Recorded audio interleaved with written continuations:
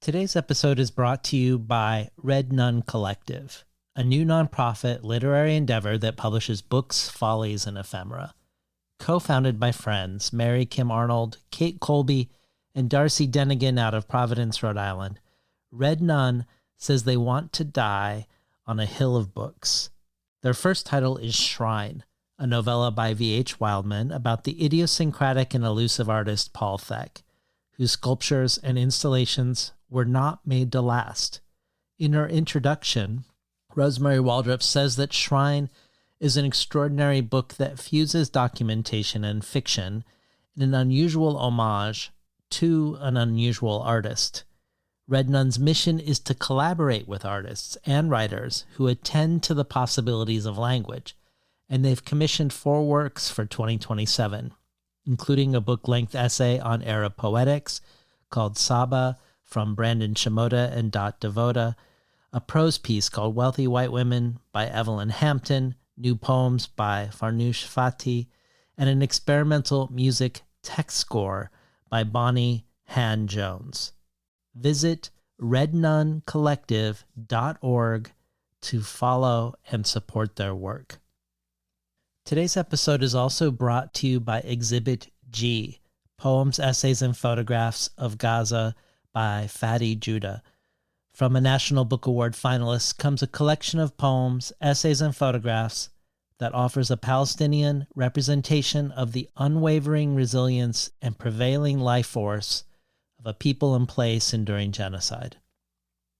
Writing from the split perspective of a Palestinian-American physician caring for the sick while watching the destruction of Gaza from the United States, Judah presses his reader to comprehend the experience of both the individual and the whole, centering dignity, tenderness, and resilience with photographs from the Gaza soup kitchen. Exhibit G insists on Gaza as a living community rather than the abstraction of suffering. Exhibit G is available for pre-order now at milkweed.org. One of the great pleasures of engaging with a debut poetry collection is that sometimes you're lucky enough to encounter a voice that is not only new, but also that feels like it has such a distinct gravitational pull that you imagine it will join whatever forces shape poetry going forward in the years to come. That perhaps looking back a decade from now, people remark how you talked to that poet way back when. I felt this in reading the poetry of today's guest, Hajjar Baban. Of course, every poet, even ones who seem to arrive fully formed, has their influences and place themselves within writing lineages. And we talk about several today for Hajjar, from the Kurdish poet Sherko Bekas to the poetry of Paul Celan. But one poet whose influence on Hajjar we don't explore in today's conversation is that of Eugène Guilvic. I'm happy that for the bonus audio archive, she decides to engage directly with the work of Guilvic because within her poetry collection, she makes explicit nods towards his work, just as she does with Bekas and Celan. But unlike the work of Celan, Guilvic's not as well known, but should be. And when you hear her read Guilvic, it will deepen your understanding of Hajjar's work too. Not to mention that, much like Eleni Sikelianos' recent electrifying reading for the bonus audio from HD's trilogy, I was left wondering after listening to Hajjar speak about how she came to Guilvic's work and its importance to her, why I haven't been reading him all this time, and eager to make up for lost time with both HD and Guilvic. Hajjar's extended reading of his work for us joined so many other great bonus readings, whether Jen Bervin reading from Paul Celan's letters, then talking about his influence, and then reading a poem written under his influence, Rabi Alameddin reading and talking about Pessoa, Jory Graham reading Creeley and Edward Thomas, Omar El Akkad reading Jory Graham, Ross Gay reading Jean Valentine, Richard Powers reading W.S. Merwin, or Madeline Tien reading a Gareth Evans poem that Evans wrote for John Berger, Hold Everything Dear. This only scratches the surface of all there is to explore in the bonus audio, which itself is only one of many things to choose from. When you transform yourself from a listener to a listener supporter by joining the Between the Covers community. You can check it all out at patreon.com/betweenthecovers. And now for today's conversation with Hajjar Baban.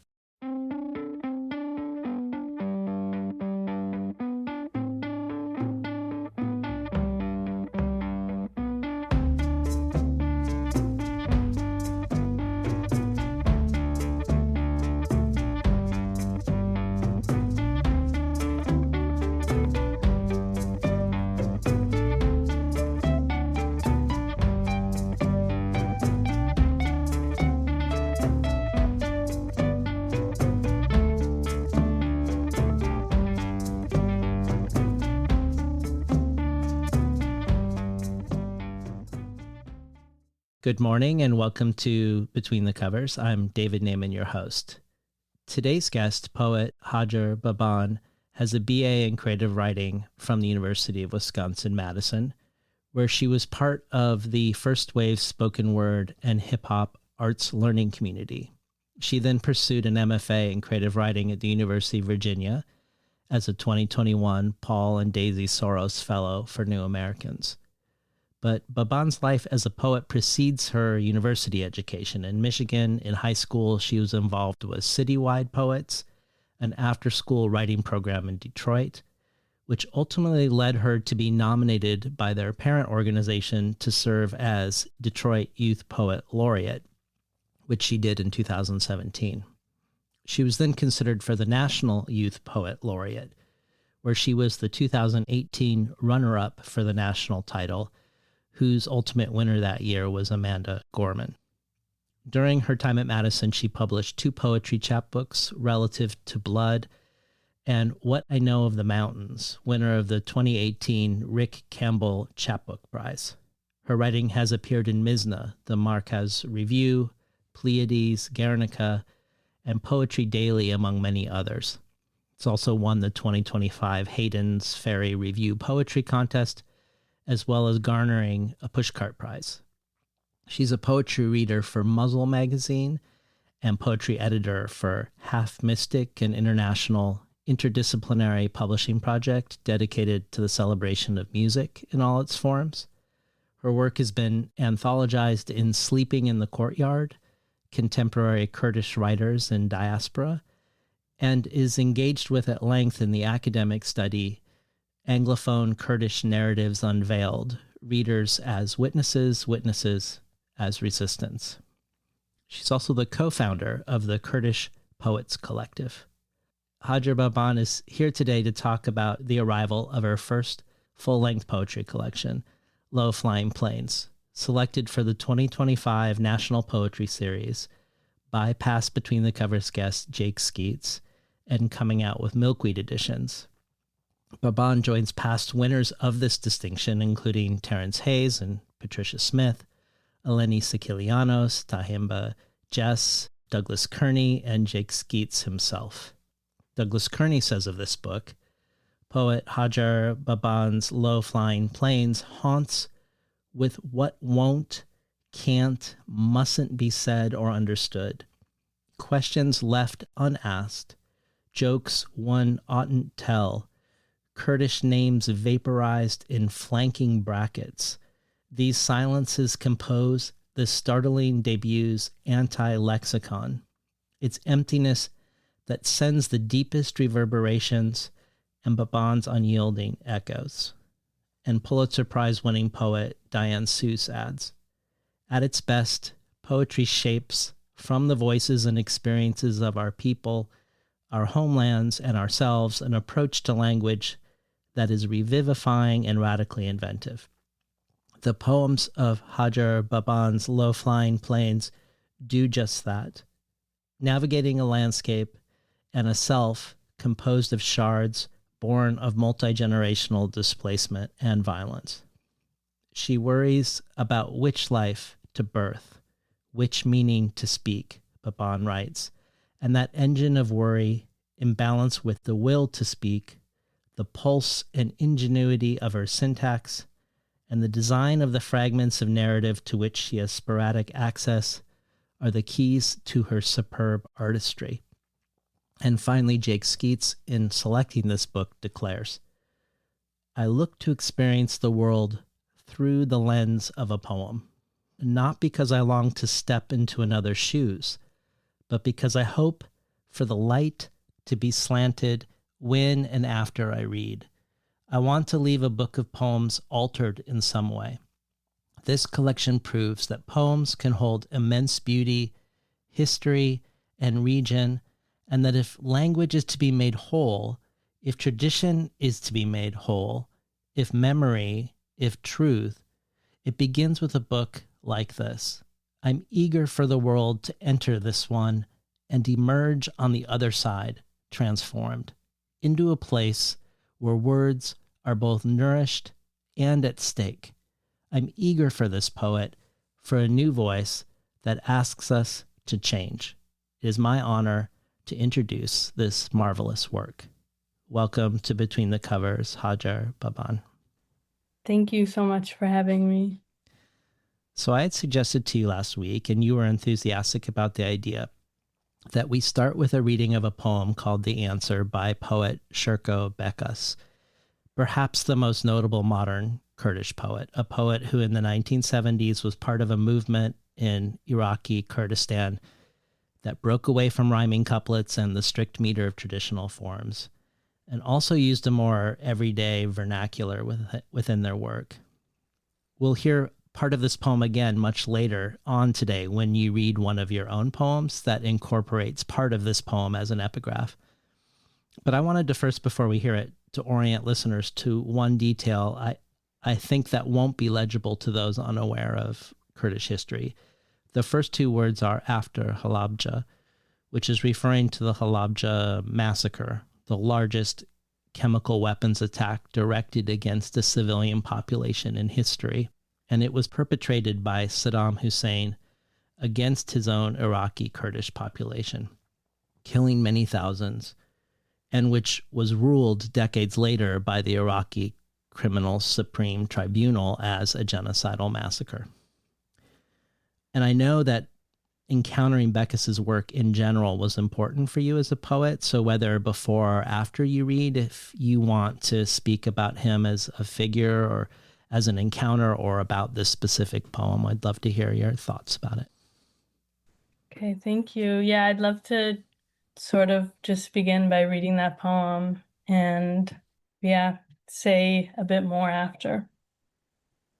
I also, am unsure of the exact title of this poem. When I encountered it, it was titled Answer. And now this version that I have and hold on to is not available online as well. So just context for if someone's like, that's not the title. But Answer. After Halabja suffocated, I wrote a long complaint to God. Before everyone, I read it to a tree. The tree cried.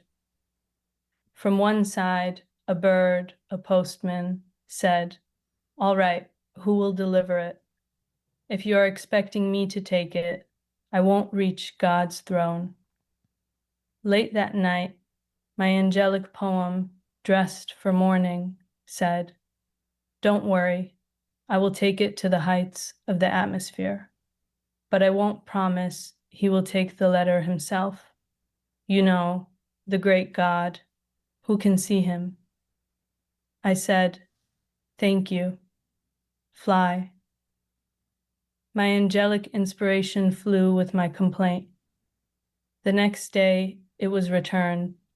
God's fourth secretary down, a man by the name of Obaid, at the bottom of the very same complaint, wrote to me in Arabic. Idiot, make it Arabic. People here don't know Kurdish. They won't take it to God. It's kind of layered and still in progress, sort of my relationship to Bekas. He was the first Kurdish writer I had ever heard of. So that alone kind of sets up some kind of kinship almost, I feel like, especially in terms of like literary lineages, just like even before I thought of writing through Kurdishness or what that would mean, there was at least proof that there are Kurdish writers. And obviously, there's a long literary tradition in like poetry for Kurds. I don't know Kurdish, so it's hard to access that. So, this is a great poem to understand some of what draws me to Bekas. There is the like kind of explicit nature in the opening of what the poem is setting itself out to like be about. But there's also something that I really admire that I think of my own work as not doing this, but the way that he's making the landscape and what runs through it come alive. The tree crying, the bird. This quote, like I said, well, actually, the quote that comes before it too, I mean, the great God who can see him.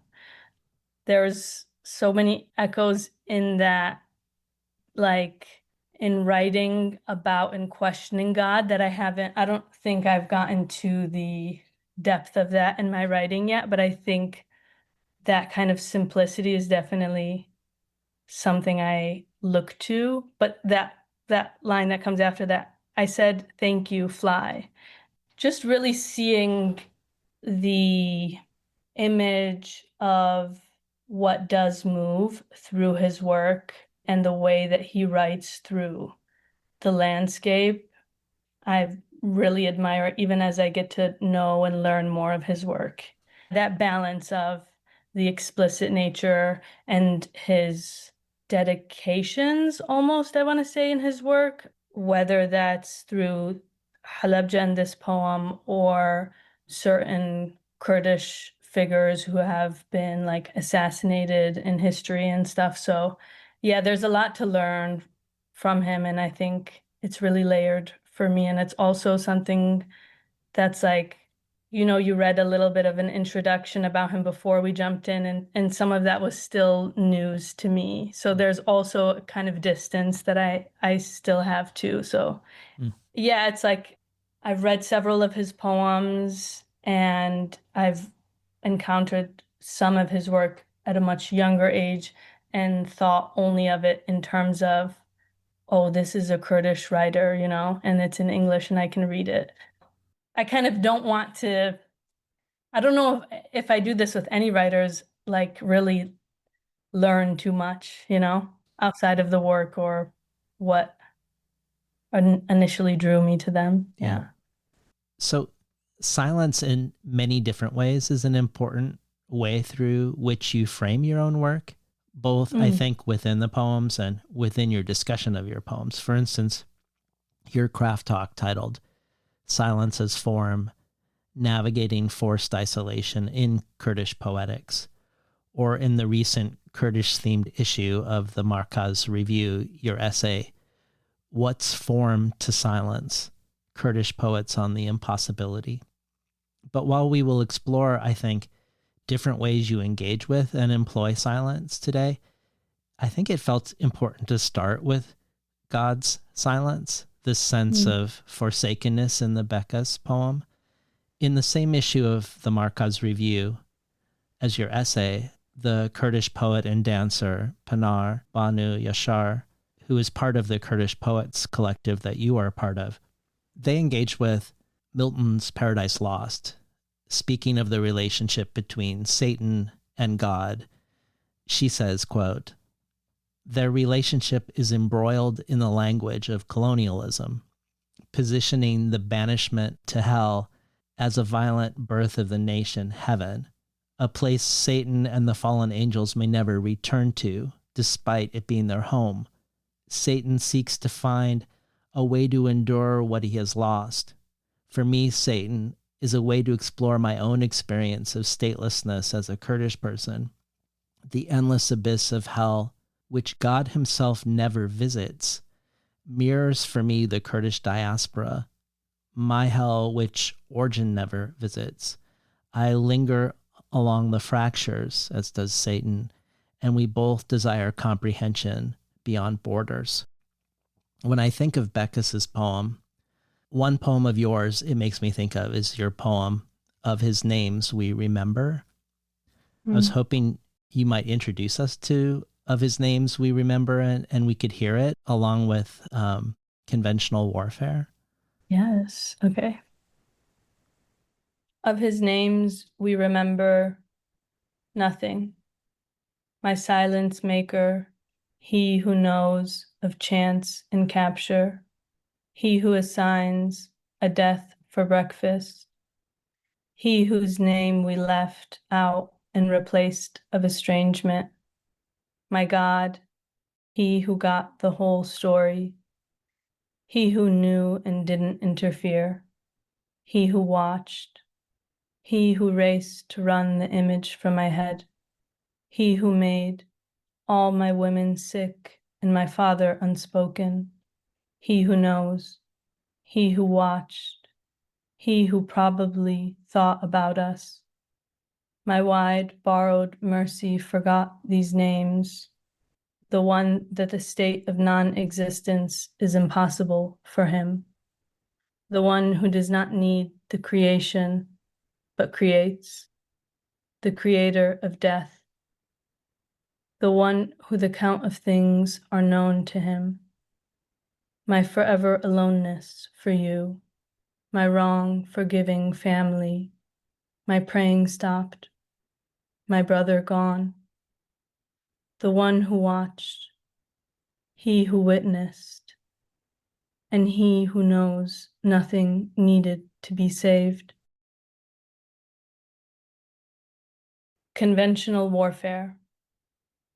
I thought it meant any war that was useful, so I called it conventional war that took my grandfathers, the war that brought my father to my mother, that made my father search, I believe, for his brother, even conventional war that made me born, youngest, to ask for the details that were my sister's and my brother's and my parents' memory, stories which made me want to be good, even when, of all of us, secretly, I wasn't.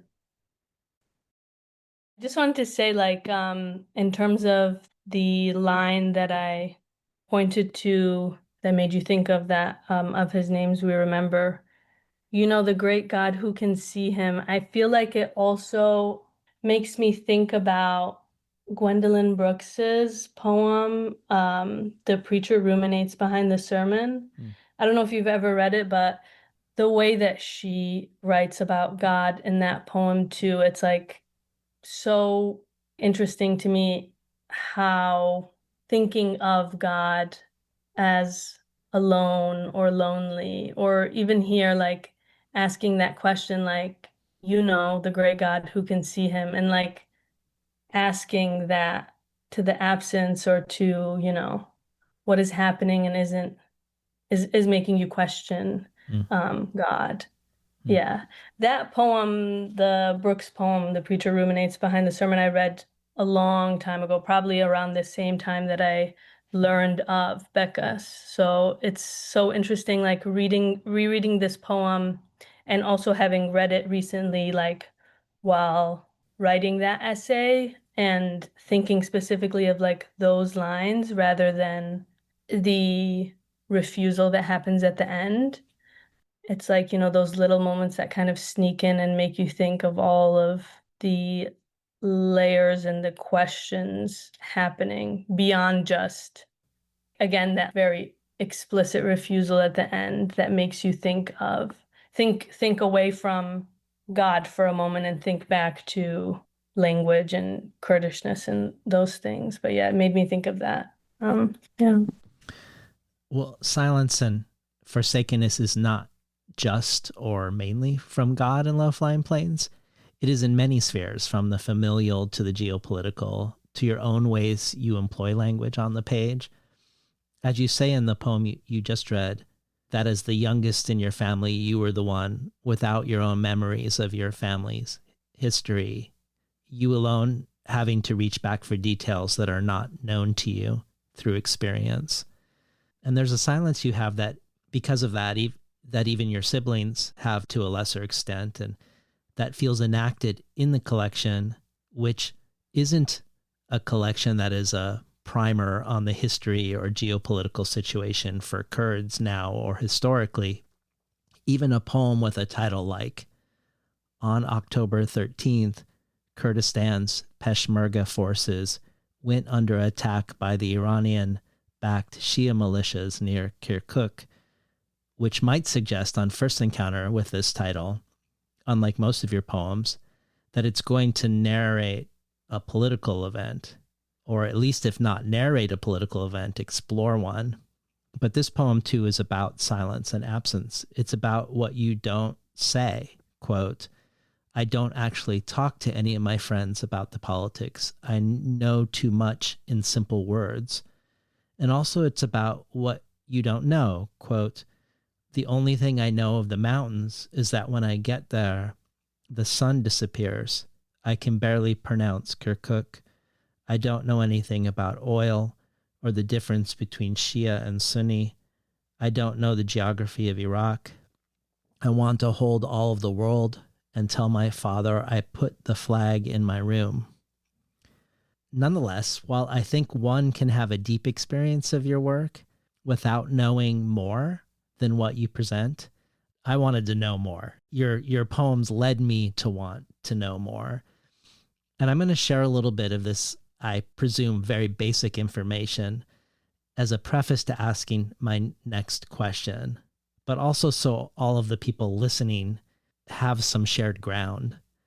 So just indulge me for a minute before I get to the question. But in thinking again of forsakenness, I think also of how after World War I, when the Ottoman Empire was partitioned, the resulting treaty called for there being a referendum in the Kurdish homeland, but Ataturk refused the treaty.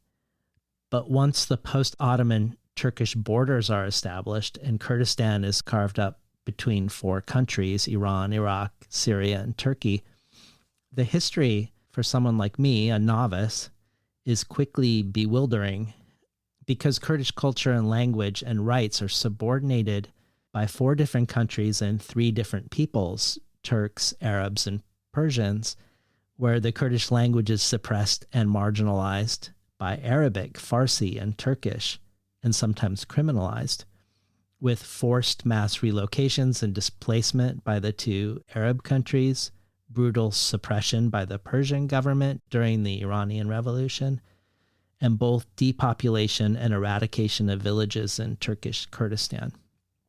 But on top of that, any individual country that is suppressing its own Kurdish people, they're also at the same time often funding and assisting the Kurds in a neighboring country that they're in conflict with. And then that country as well, while suppressing their Kurdish population, could also be funding factions in another country.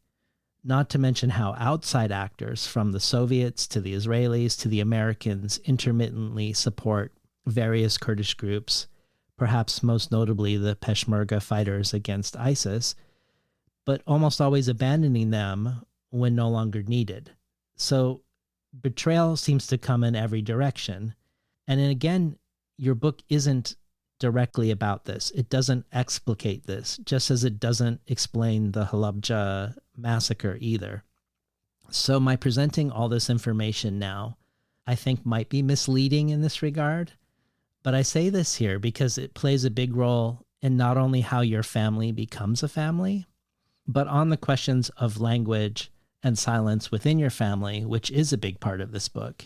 Your mother and father met in Pakistan as displaced people, one from Afghanistan, one from Iranian Kurdistan. And the most palpable silence in this book, to me, is your father's silence. Both his silence regarding your family history, I imagine, what he saw and experienced, but also the lack of transmission between you and him. as you were not raised with the Kurdish language, his mother tongue. You've quoted another Kurdish person stating in a barbed fashion, "Never say you did not understand the Kurds. We spoke all your languages." Because everyone who speaks Kurdish has to move through the world with another language or languages. But your household, in contrast, has languages spoke by some and not by others. And I was hoping you could describe the situation linguistically for you growing up in Dearborn, Michigan, both in the house and in the world, the gaps and the overlaps. Who spoke what and when? And also about your relationship to the language you don't speak, to Kurdish as well.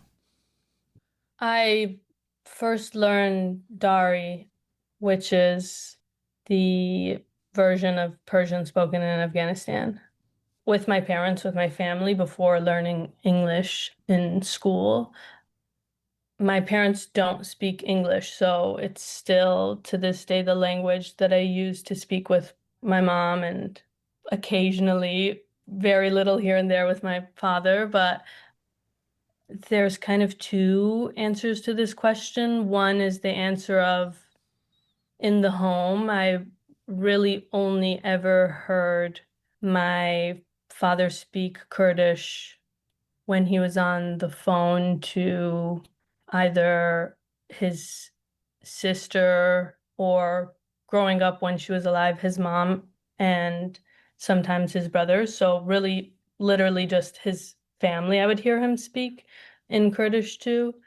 I don't really even have like memory of hearing him speak or hearing his Kurdish friends growing up speak Kurdish like to each other. So in those contexts, like I would usually be hearing Arabic, which brings me to the second part of this question. I think growing up in Dearborn, that there was like, English, obviously, like living in America and going to school and stuff like that. But I would say I had much more proximity and knowledge of Arabic than I ever did of Kurdish, much more knowledge of it as well. I mean, I did go to like Islamic Sunday schools growing up on and off. I really don't have the best memory, so it's kind of like distant in terms of the experience and what it felt like learning that language, but it was the language of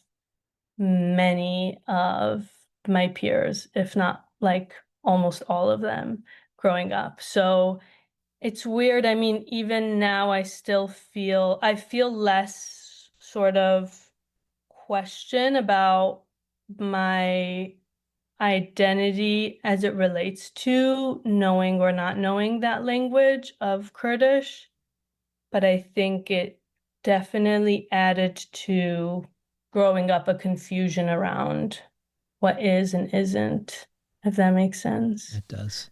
Yeah. You were in a conversation with Giovanni Rosa where you Mhm. talk about the language you did speak with your parents, Dari, that Mhm. even here, even within this question of speaking Dari, the shared language of your home, the Dari at home was not the Dari you learned in school, which was Mhm. actually Iranian Farsi, a relative of it.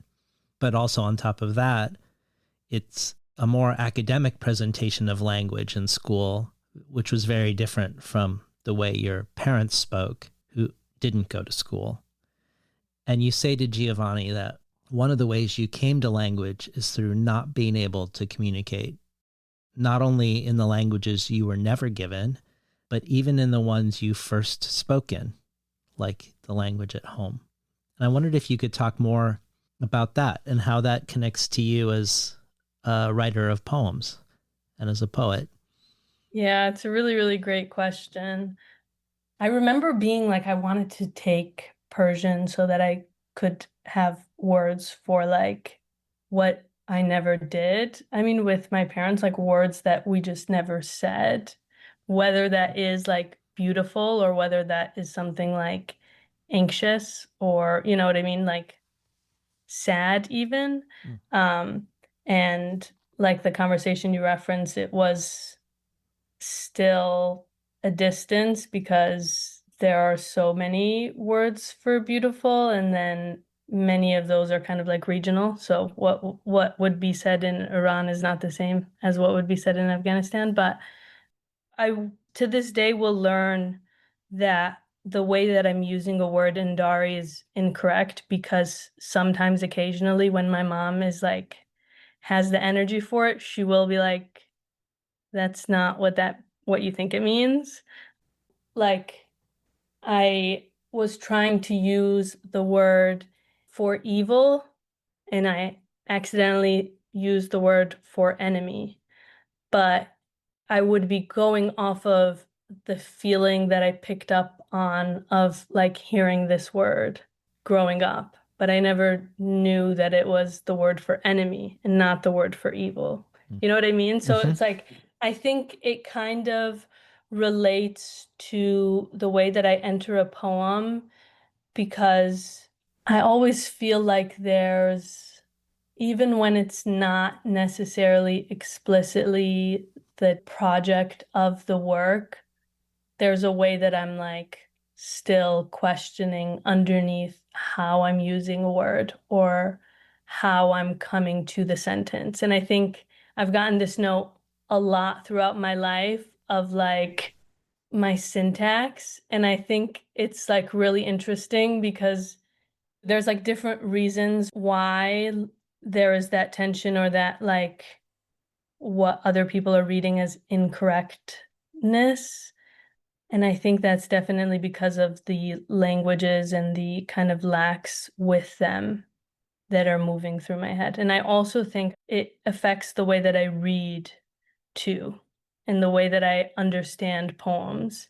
So yeah, I'll like read a poem and I'll have that feeling after reading it, or a certain line that really jumps out to me, or what I think the poem is about. And then after reading that poem 6 or 7 times, I'm like, oh, this is what happened in the poem. Like the speaker is like alone at home or something like that. Like it's been 4 hours. 4 hours have passed, or however amount of time for the sun to go down, and but all I felt was the aloneness, and I didn't see the like lights going off. So I feel like there's some of that both in the way that I read a poem, but also in the way that I come to a poem, in the way that I construct a sentence. Mm. Yeah. Well, Giovanni, in that interview, when you're talking about language, quotes the Algerian Jewish philosopher Derrida, who said, I only have one language. It is not mine. And he's speaking of French, the language of the colonizer of his country, which makes me think of your line, I couldn't make sound in our only language. But another poet that comes up often for you, sometimes in your poetry and even more so in interviews, is Paul Celan, a German speaking Romanian Jewish poet who, after the Holocaust, his family murdered, ended up in France. And I could imagine this impossible dislocated history might be what speaks to you, or that he, like Derrida, was vexed that his language was the language of his family's killers, and how that changes his relationship to it. But of course, it might simply be his far from simple poetry itself. So I was hoping maybe you'd just speak to us for a moment about Paul Celan for you, whether his poetics and sensibility in relationship to yours, or favorite or influential poets, or something in his biography, whatever comes to mind that you often name him as an important part of your poetry cosmology. Yeah, I think it's definitely what's moving underneath the poems.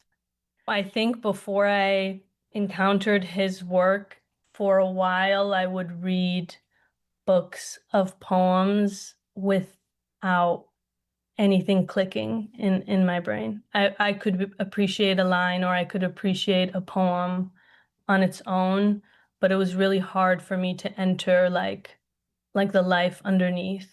So I definitely feel like relation with his words, with Celan's words, and his work outside of what I came to learn of him after encountering his work and understanding what can't live on the page and has to in a different way. Definitely in terms of like the silence that's happening there and the fragmentation, I feel like, yeah. Could we hear reading Ceylon and Dearborn, Michigan, and then afterwards the first two paragraphs of your new essay, What's Form to Silence, as a preface to a question that's going to be asked to you by another? Reading Ceylon in Dearborn, Michigan. I had no one to choose and lived within the rocks. My mother called herself an orphan after her father had no longer in their home appeared. Though literally through war, the same story seems to fill in me. The language I didn't learn because of what my father's father made caused disappearance. Because there's a clock that for us no one wants to move, that for us created the word sparse. So this is the beginning of a recent essay I wrote titled What's Form to Silence? Kurdish Poets on the Impossibility.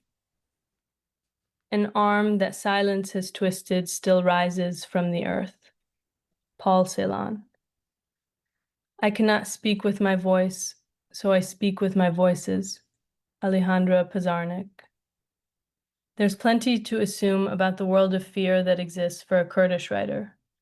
And although fear is an easy place to speak from, make arguments for, I'm more interested in the ways that the Kurdish writer can make a sound out of emptiness. How constructing a word from a forced, hidden place can communicate clearly to anyone who's been failed by language. This silence sounds like highlighting beyond that fear. For the Kurdish writer, silence gestures at refusal, persistence, and worlds of impossibility. Silence is the air. It is a place to hide, or the only way to be seen. In the silence, there are, if not places to belong to, people to love. There's a famous saying that I've encountered again and again when searching into my Kurdishness, of which I know so little because of my father's silence. It goes that the Kurds have no friends but the mountains. I think that certainty of lack is a different air to live inside. When I hear this phrase, I can't help but instinctively feel that it sounds like we don't even have ourselves as friends. So our first question from another is from the poet Tracy Fouad, who is a member of the Kurdish Poets Collective you are also a part of and co-founded. She's a Kurdish American poet living in Germany, where she directs the Berlin's Writers' Workshop. Her latest book, Portal, with a starred review from Booklist and praised by many past guests of this show, from Monica Yoon to Douglas Kearney to Joelle McSweeney. Joelle says about it, the gene editing technology CRISPR works by looking for palindromes in genetic code, snipping the line just there, and splicing in new material. I thought of this while reading Fouad's Portal, how sound and thought and poetry arrive, split us open, and go off somewhere else, and we are the point of that snip, that splice, that split, rather than anything's origin. But who is doing the snipping? The fates, the gods, the rich?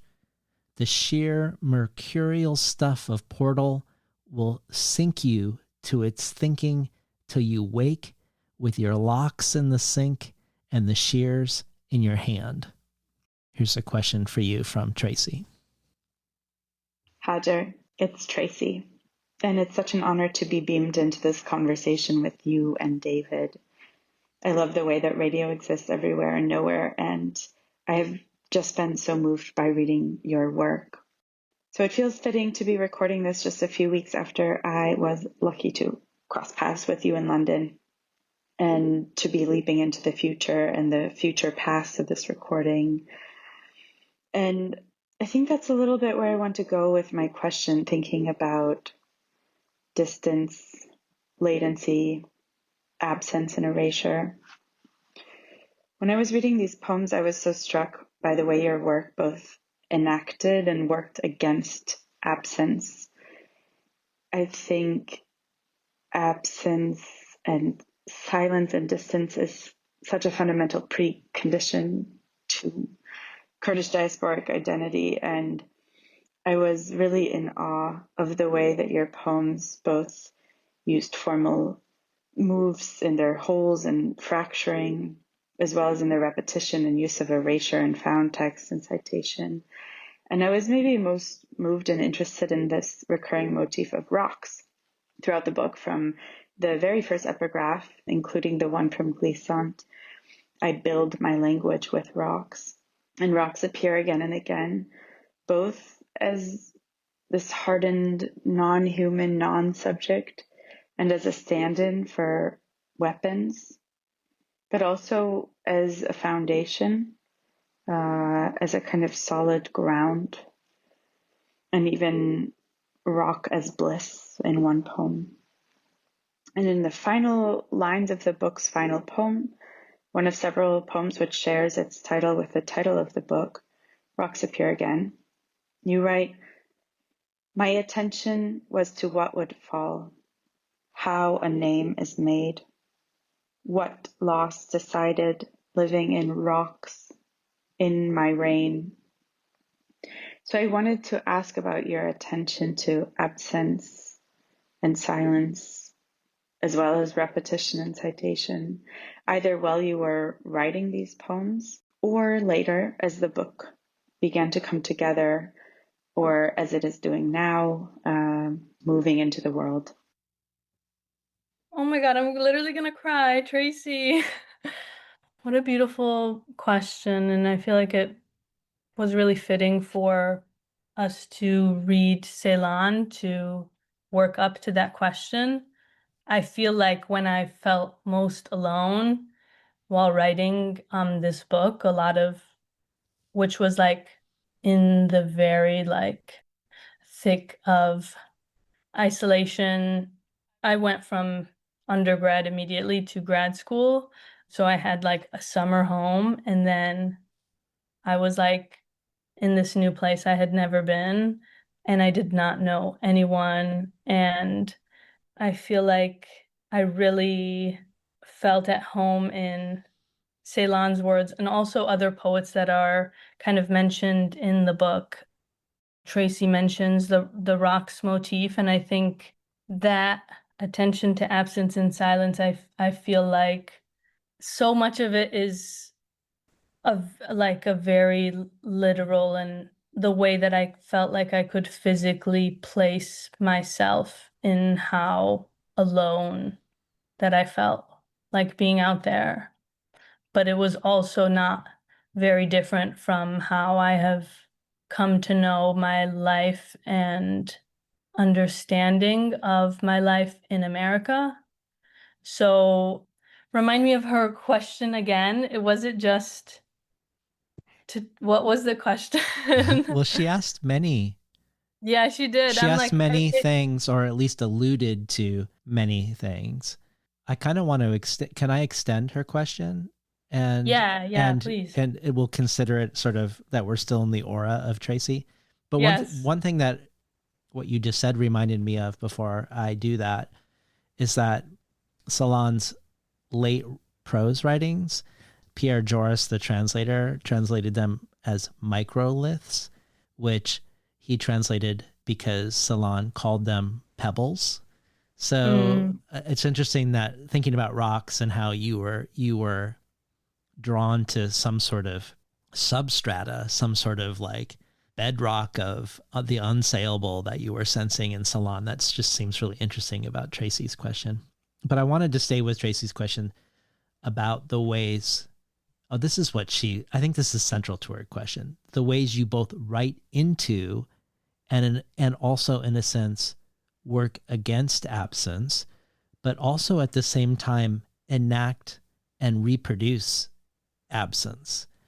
Because I feel like this is true in your work. For instance, you have in some poems the bracketing of white space, which reminds me of Anne Carson's translations of Sappho, where she brackets what we don't have of those poems. So it's not like she just presents the fragments of Sappho. She makes us very like visibly aware of what can't be retrieved. Or the black redactions in the poem, the one color the Afghan flag has that the Kurdish flag doesn't is black. So sometimes we're invited into the silence that you're experiencing. But other times I think you're employing silence in a different way where you are within and we are without. And it makes me think about how Paul Celan was disturbed by the way the German public metabolized and celebrated his Holocaust poem, Death Fugue, a poem that was massively successful. It entered the German pedagogy. It was in textbooks and schools, and it was taught in this super widespread way. And he ultimately felt so disturbed by this, what he saw as an aestheticization of trauma, where the poem had become a sort of lyrical commodity of the unspeakable, and where it became, in his mind, a way to ease national guilt rather than to confront national guilt, that he not only refused to recite it or have it in future collections, he reevaluates his entire poetics, a poetics that becomes more spare and fragmented and maybe we could say pebble-like. And he ultimately argues that poetry must maintain an essential hostility to art, that it should be artless, art-free, producing a grayer language coming from a wounded mouth. And I think of this when I think of a recent reading you did of a poem for the Poem a Day podcast, where after the poem, you're supposed to speak about the poem. But instead, you say, after you read the poem, you say this, quote, "About this poem, I wanted to begin to touch the surface of silence as it built my life. Demystifying this poem would go against the thing that allows it to work. It would unravel the lie in what I tried to declare. Anyway, a lot of it is in that word beyond." It feels like this is a refusal, perhaps in the way Celan is refusing. But either way, a pushback against a curiosity to know, perhaps, or to explain. So thinking back to Tracy's question about how you both are exploring absence and speaking into absence, but also you're employing absence. And I wonder if you agree, and if you could talk about, as part of your answer, the refusal to be transparent or forthcoming as part of your poetics. Yeah, I originally just wrote a lot of it is in that word beyond, and they did not like that. They didn't They were like like, that? they did not like that. They refused my refusal, and they were like, people who have never read poems or subscribed to our daily poem service. I'm like, okay, this is not the first poem a day, but that poem specifically, it felt like, I will say, I don't know, you can keep this on or off the record. It might feel like a little bit of divergence, if I'm using that word correctly, but I had a packet of 3 poems for Oliver, and I just ran it to my editor of the book, Marissa Young, and I was like, what do you think? Like, does this align with what Oliver's sort of asking for? A lot of times, actually, it's like really difficult for me to think of my audience or what would be the best thing to read. So that Low Flying Planes was my editor's suggestion. The first 2 poems, she's like, yeah, that's great, but wouldn't this poem make more sense for Day Book from Exile?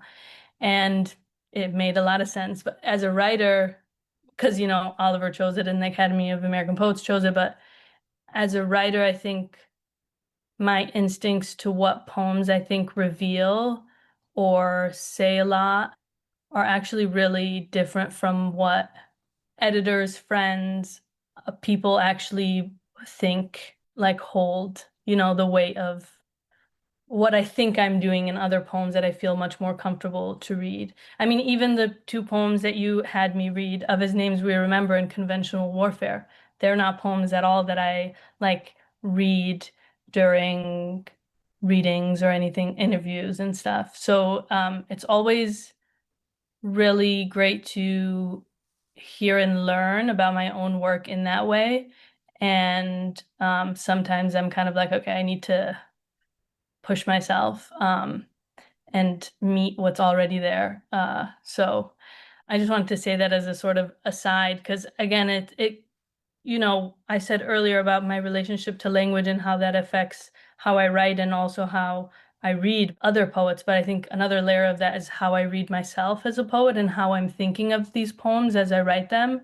And I think aside from the intentions that I have, there's also just, I think, something else that's happening for readers that I'm not always aware of. And I think then I revisit a poem and I'm like, because I will like ask myself, like, did I lie in that line? And we're poets. I'm a Libra. We're definitely allowed to lie. But then I will look back at a poem like that, Low Flying Plains that you mentioned in Poem a Day, and look at each line and think, oh wow, like there's layers to this.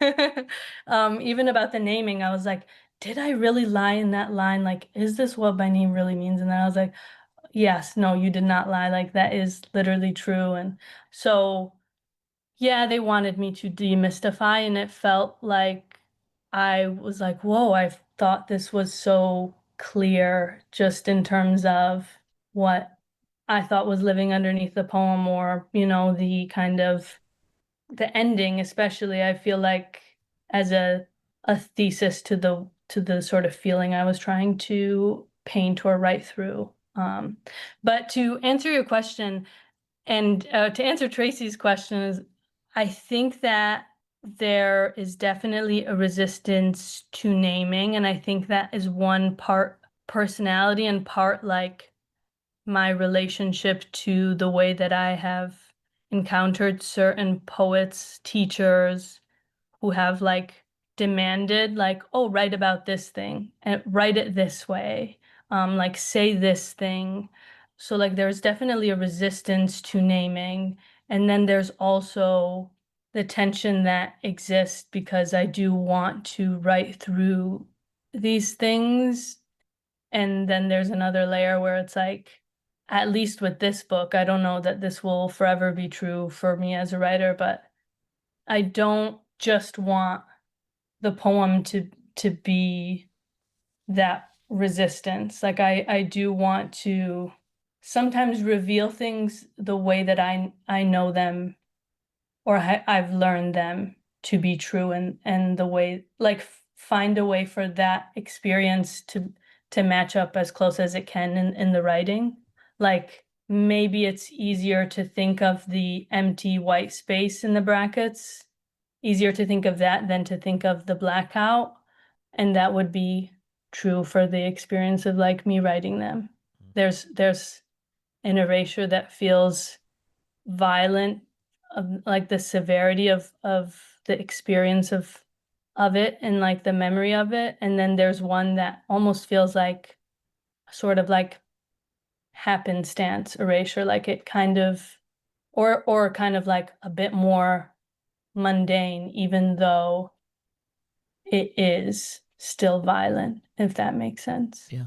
Yeah, grayer language that's Ceylon, the grayer language. Yeah. Like that is so real. Like, and also like glissance, like notion of opacity as well. Like I think like I don't know, this is going to sound so romantic, but I would want someone to come to my work the way that I came to, for example, someone like Ceylon's work, which is, maybe not knowing about the specifics of my fractured experience of identity, or certain, I love that aspiration. That's really beautiful. Well, in the aura of Tracy's question, let's hear two more poems. I was thinking Two Truths and a Lie, because that poem I think is interesting because it just the title sort of invites a curiosity, but also includes a refusal in not telling us which is which. So we know there's potentially going to be a limitation to what we're going to discover, and yet there's sort of a seduction to read. And then also unconventional warfare. Two truths and a lie. My brother killed his best friend when he was 19. I live next to a surveillance company. There, someone watched me repeat our word for father, so at night, walking home, I wouldn't forget the sound. Unconventional warfare. Because I refused to say it was a mixture, the creation, Soviet invasion, and Saddam. Then I was born in Pakistan, that I refuse to admit I don't know Kurdish. My father, how I could only look at the photos once, research only once, because I refuse to reveal, as my family's teller, my brother's full history, refuse language correction in English. I don't make syntax, make sense. I marked myself because it was easy to reckon with being invisible when I'd attempt the loud noise, though I couldn't tell my best friend where it came from. That wreck in the first friendships I observed, or, and didn't say, my father's touch. Because when my mother grabs my ear, her voice dedicates to another daughter, because I painted my nails, Lincoln Park, after dark, I'd walk alone, because as a child, when adults upset me, I'd refuse to eat, refuse to pray. Been listening to Hajjar Baban read from Low Flying Planes. So thinking of opaqueness in relation to Kurdishness, I wondered if you could speak a little to your experience growing up in Dearborn. You talk about this on the Halal Metropolis podcast, how you presumed that being visibly Muslim, going to high school in a hijab, that you would be legible to your peers in some way that you ultimately weren't entirely, that in a way you were mistranslated in a sense. It makes me think a little when Sharif Shanahan was on the show, one of the things he was exploring in his poetry and in our conversation were the non-Arab peoples within Morocco and their relationship to the dominant Arab culture. So some of that was about Blackness, but some of it was also about Amazigh culture too, the indigenous culture that predated Arabization in the Maghreb, and the linguistic, cultural, and religious erasure when a country is framed around Arab nationalism versus seeing itself as its anti-colonial liberation as being one that is multi-ethnic. And when I listened to you on the Halal Metropolis podcast, it was before I had learned anything about Kurdish history. So my initial naive response was surprised by your experience in Dearborn. But then after learning a little about, the Kurdish situation in Iraq and Syria, and also how there is a negligible Kurdish population in Dearborn, which is the epicenter of Arab life in the United States, it made sense that things might echo or reproduce themselves in some ways in North America, whether that resulted in being opaque to understanding or maybe being seen in ways that foreclose understanding. I don't know if this is even speaking to you, but that conversation you had made me wonder a little bit more about your experience outside of the home in Dearborn. And you've already alluded to the fact that Arabic was, of course, the language that you were engaging with more than Kurdish or Dari. I don't know, something is coming up for me, like immediately after reading that poem, but also after hearing your question. I remember having this one friend, I must have been in elementary school. In Dearborn, for those who are unfamiliar, the population there, like a lot of Arabs from Iraq, from Yemen, from Lebanon, and there are like smaller populations of like Palestinians, Jordanians, etc. But in the time that I grew up, mostly people from Iraq, Lebanon, and Yemen. So I remember having this friend growing up, and I must have been in elementary school, and she was Iraqi, and I remember being like, "Oh, my dad is from Iraq." And the next day, she sort of tells me like, "Oh, like my mom like heard your last name and was like, 'Oh, you're Kurdish.'" And I remember that being like one of the like first times hearing that sort of told to me. So it was like really interesting, just that kind of, again, like the proximity and the distance. It's it's also interesting thinking of myself like for a while not understanding what that meant or even knowing again how to introduce myself as Kurdish, especially because there was the, already the fragmentation or the like fracturing of my identity just in being belonging to more than one kind of culture and ethnicity, with my mom being Afghan. Like that wasn't even though I spoke the language, wasn't even something that I could conceive of because I couldn't see it around me. So it was like, here is the entry point of my relation to those around me. And then kind of like, even in that, seeing how visible it could be to other people. Obviously not that person that I was friends with, because what did we know? But like her mother being like, "Oh, she's Kurdish, like her last name is Baban." Like to this day still remember that because it was like this kind of clarity, but also a reminder of like that thing being marked and being different, and it implying what the reality was, which was a different experience, a different relation.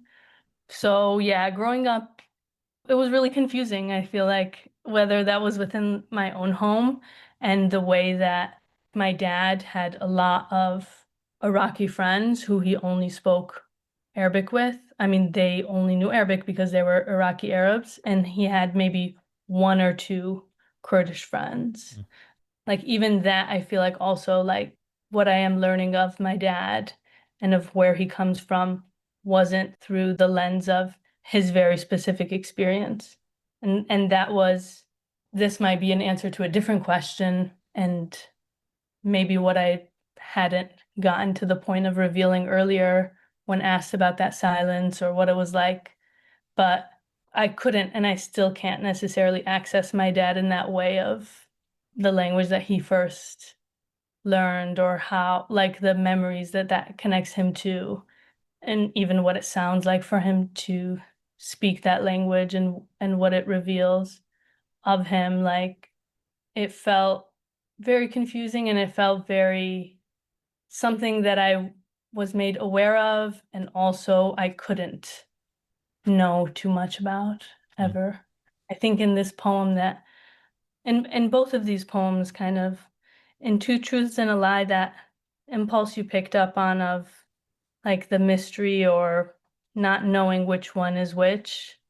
And in this poem, the note about like not revealing the full history, or, refusing the language correction. I feel like there's also a way that if I'm specifically like the one writing these poems, as opposed to like my elder siblings, like I actually couldn't do it with my whole chest to like write a poem and say this is what happened, because there's also a big disconnect with the trust of my own memory and the way that I am told things have happened. It almost feels like every time I learn of my father's history, whether that's from sibling or from my mom, that each time the story sounds different or something else becomes true or false in it.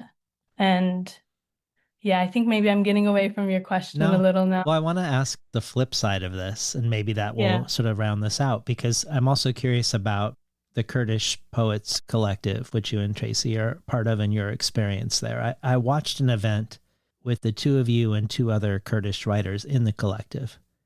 And for some of you, this was the first time in your lives to gather, if remotely, with other Kurdish writers, which was very moving, even simply for me as a bystander and a witness. But one thing that struck me was how profoundly different the four of your experiences were in so many different ways. One's relationship to the Kurdish language, for one, from someone with no relationship to another growing up in Turkey, where there were consequences for speaking Kurdish out loud and a sort of self-surveillance around language. Also, whether one grew up in a culturally Kurdish household or whether one sought out Kurdish community for the first time by moving for a while to Kurdistan to work or teach or study. Also, differences in religion and religious observance. And very much, of course, differences in demeanor and style and delivery. So I was wondering if you would share what it's been like for you. What, if any, surprises have come out of it, like how it's been versus how you imagined it, and or what you're planning as a collective? So actually, Tracy and I had spoke back in the day when I still had Facebook. And then it wasn't until a year or so later that I saw her and Holly Mason Badra, the also Kurdish American poet. I think maybe it was for Rawi. Maybe they did like a virtual reading together. And I think shortly after that, the four of us co-founded the Kurdish Poets Collective. It was so different from all of the distance that I grew up with around Kurdishness because, like you said, we all have these very different experiences with Kurdishness. It definitely challenged very quickly those beliefs and kind of allowed me to step away from them just in terms of belonging and like claiming Kurdishness in a sense, which I would say now I kind of look back on it and I only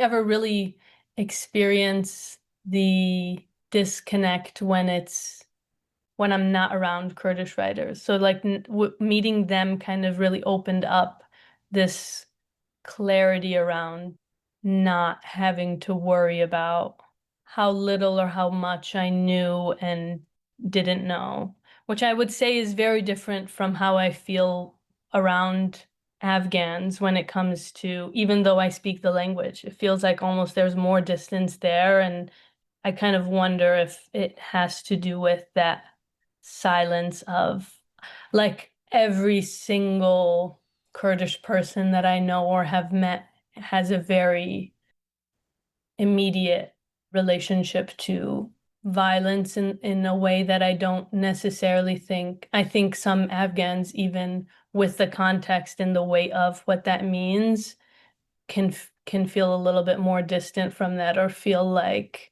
there are other things kind of moving along the conversation of relation. So it was really interesting. It kind of got rid of that belief of not being able to belong. Well, Yeah. well, before we hear some more questions from others, I want to ask you another question about Kurdish community and belonging.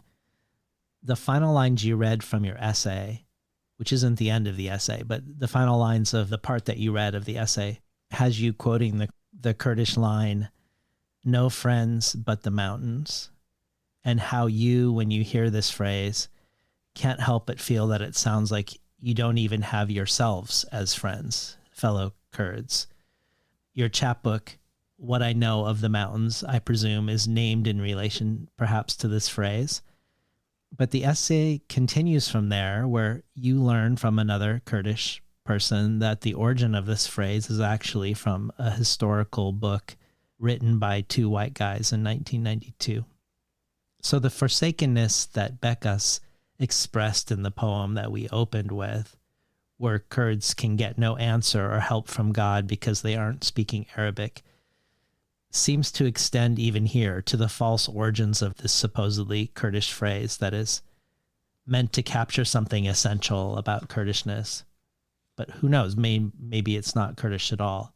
It just made me wonder, given how mountains do loom large in the Kurdish consciousness regardless of and independently of this quote. Like I think of the line by Salim Barakat that you quote in one of your lectures, "To cross the mountains is to cross through words the poets have forgotten."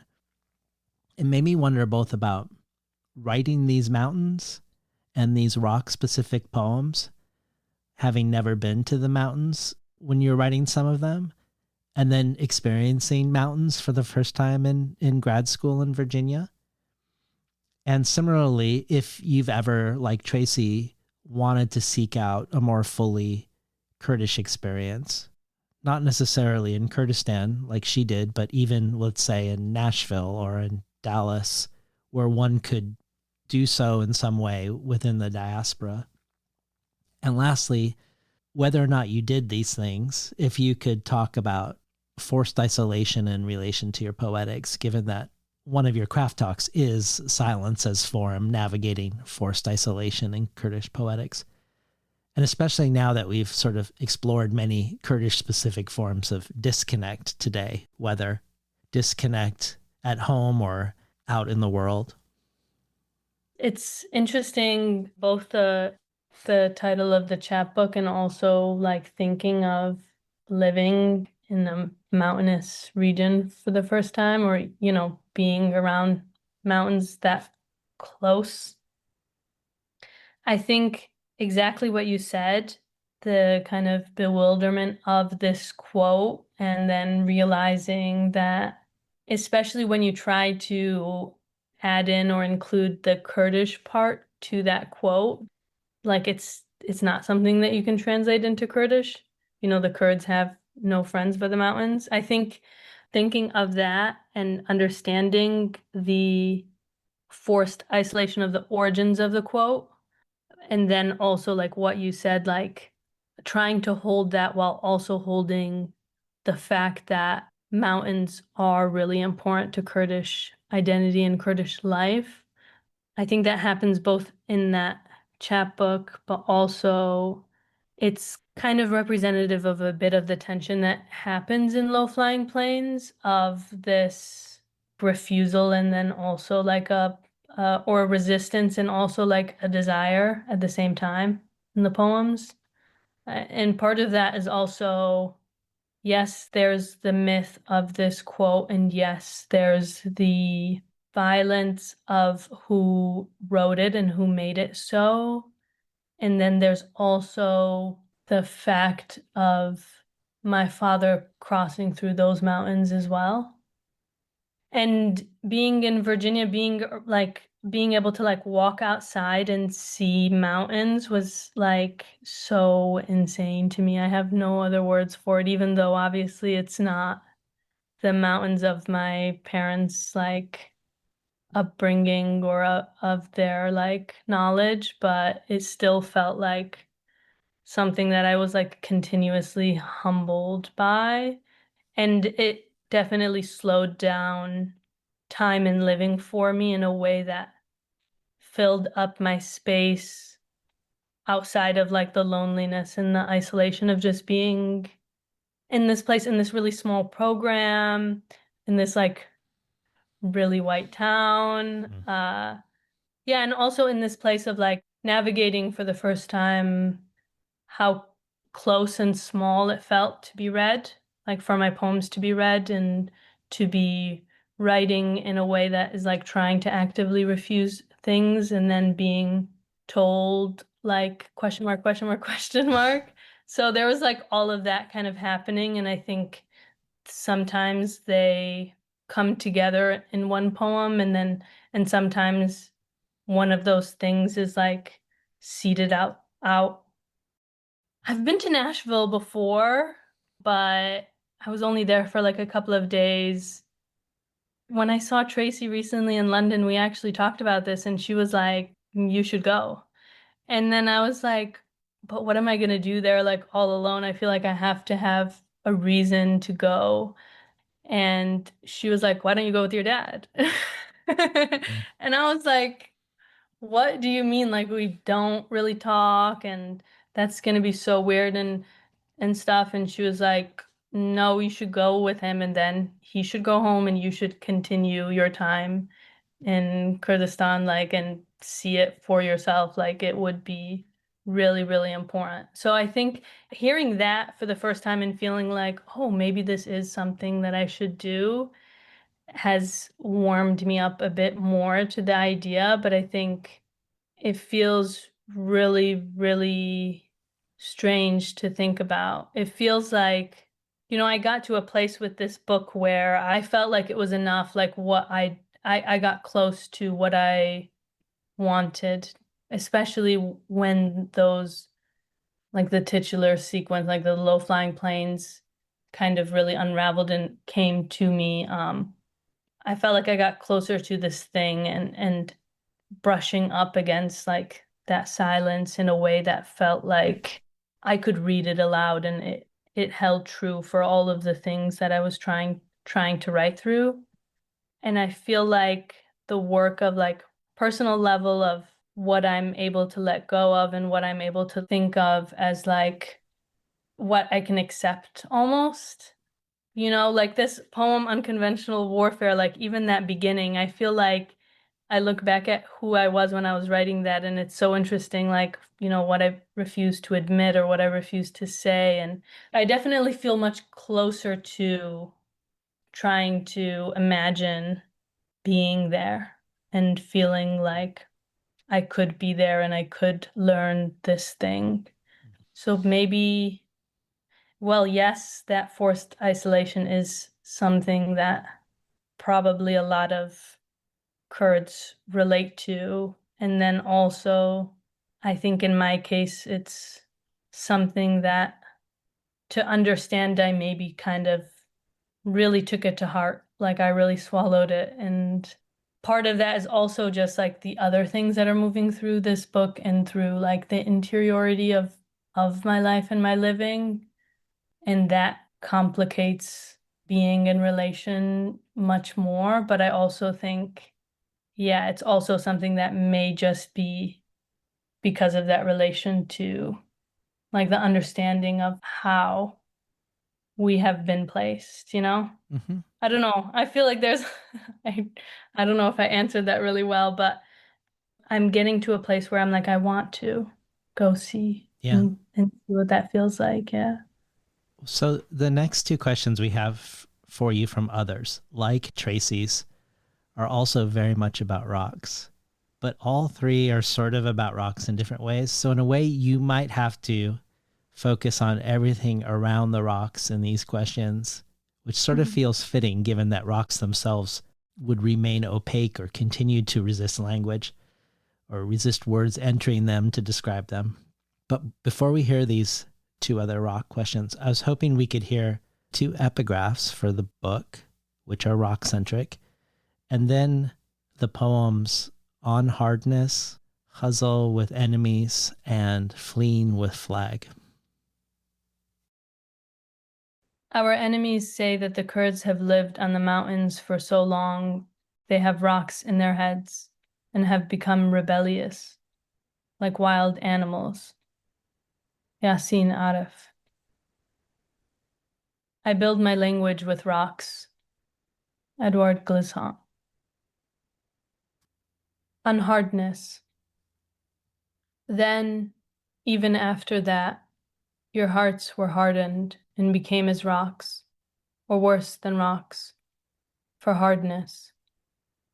The Quran, Surah Al-Baqarah 274. I was missing something like having reason to not be as a stone, to learn of a river rather than think of the language my father didn't invite me to. I felt the hardest parts of my body try to rush out from my skin.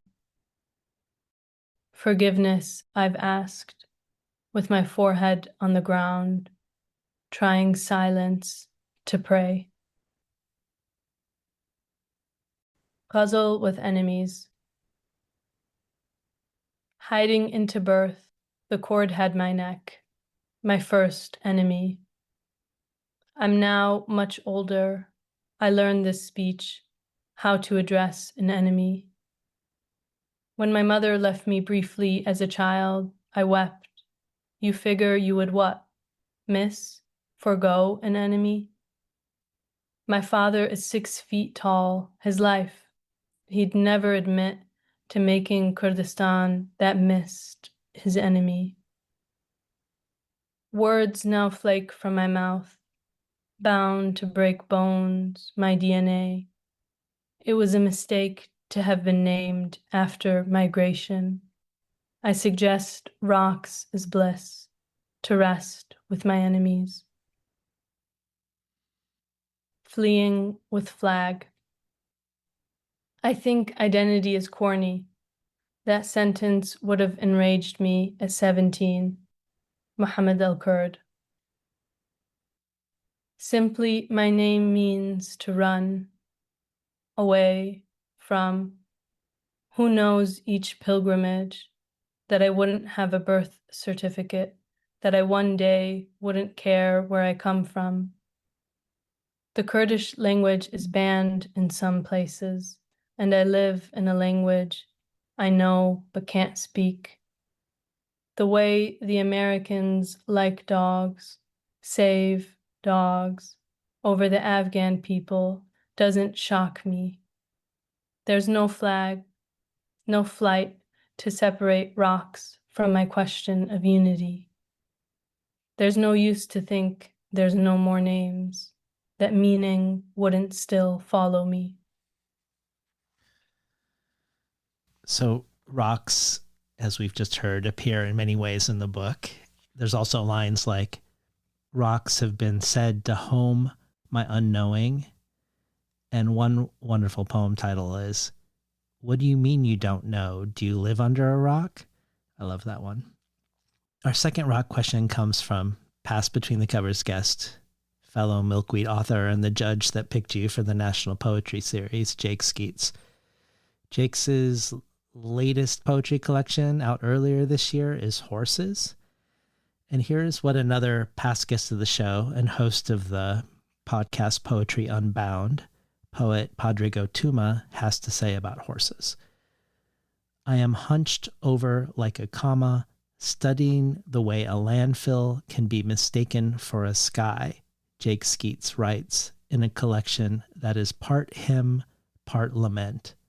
Written to sing the end of the world, instead he sees a new one of potential, breath, language, dreaming, ritual, making, and meaning.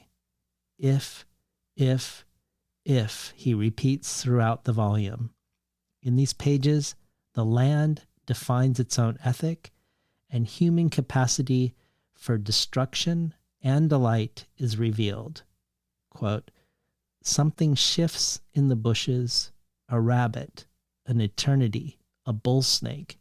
There's a meteorite in my hand, a sparrow in yours. Here's a question for you from Jake. Hajjar, David, Yahat A. I'm coming to you over sound waves from Oklahoma, where I'm preparing a move back home. David, thank you for having me. And Hajjar, congratulations on this remarkable book. It stayed with me for days after I finished reading it. And as I think about returning home, I find myself thinking about the things that feel central to this collection. Home, language, and rocks.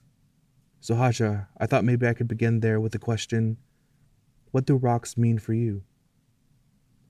I know it sounds like a simple question, But in this book, rocks seem to become much more than objects. They feel woven, perhaps, with homeland, with language, with memory, and with time itself. There's a kind of geopoetics here, a spatial, linguistic, and temporal glittering, maybe. And all of this really echoes for me. I'm reminded of something David Farrier writes in Anthropocene Poetics, that to hold a rock is to hold time. Reading your work, I often felt that same sensation, that rocks were carrying durations, histories, and stories that exceeded language even. The poems tried to speak them, asking readers of something. So I'm curious, when you write toward rocks, what are you writing toward?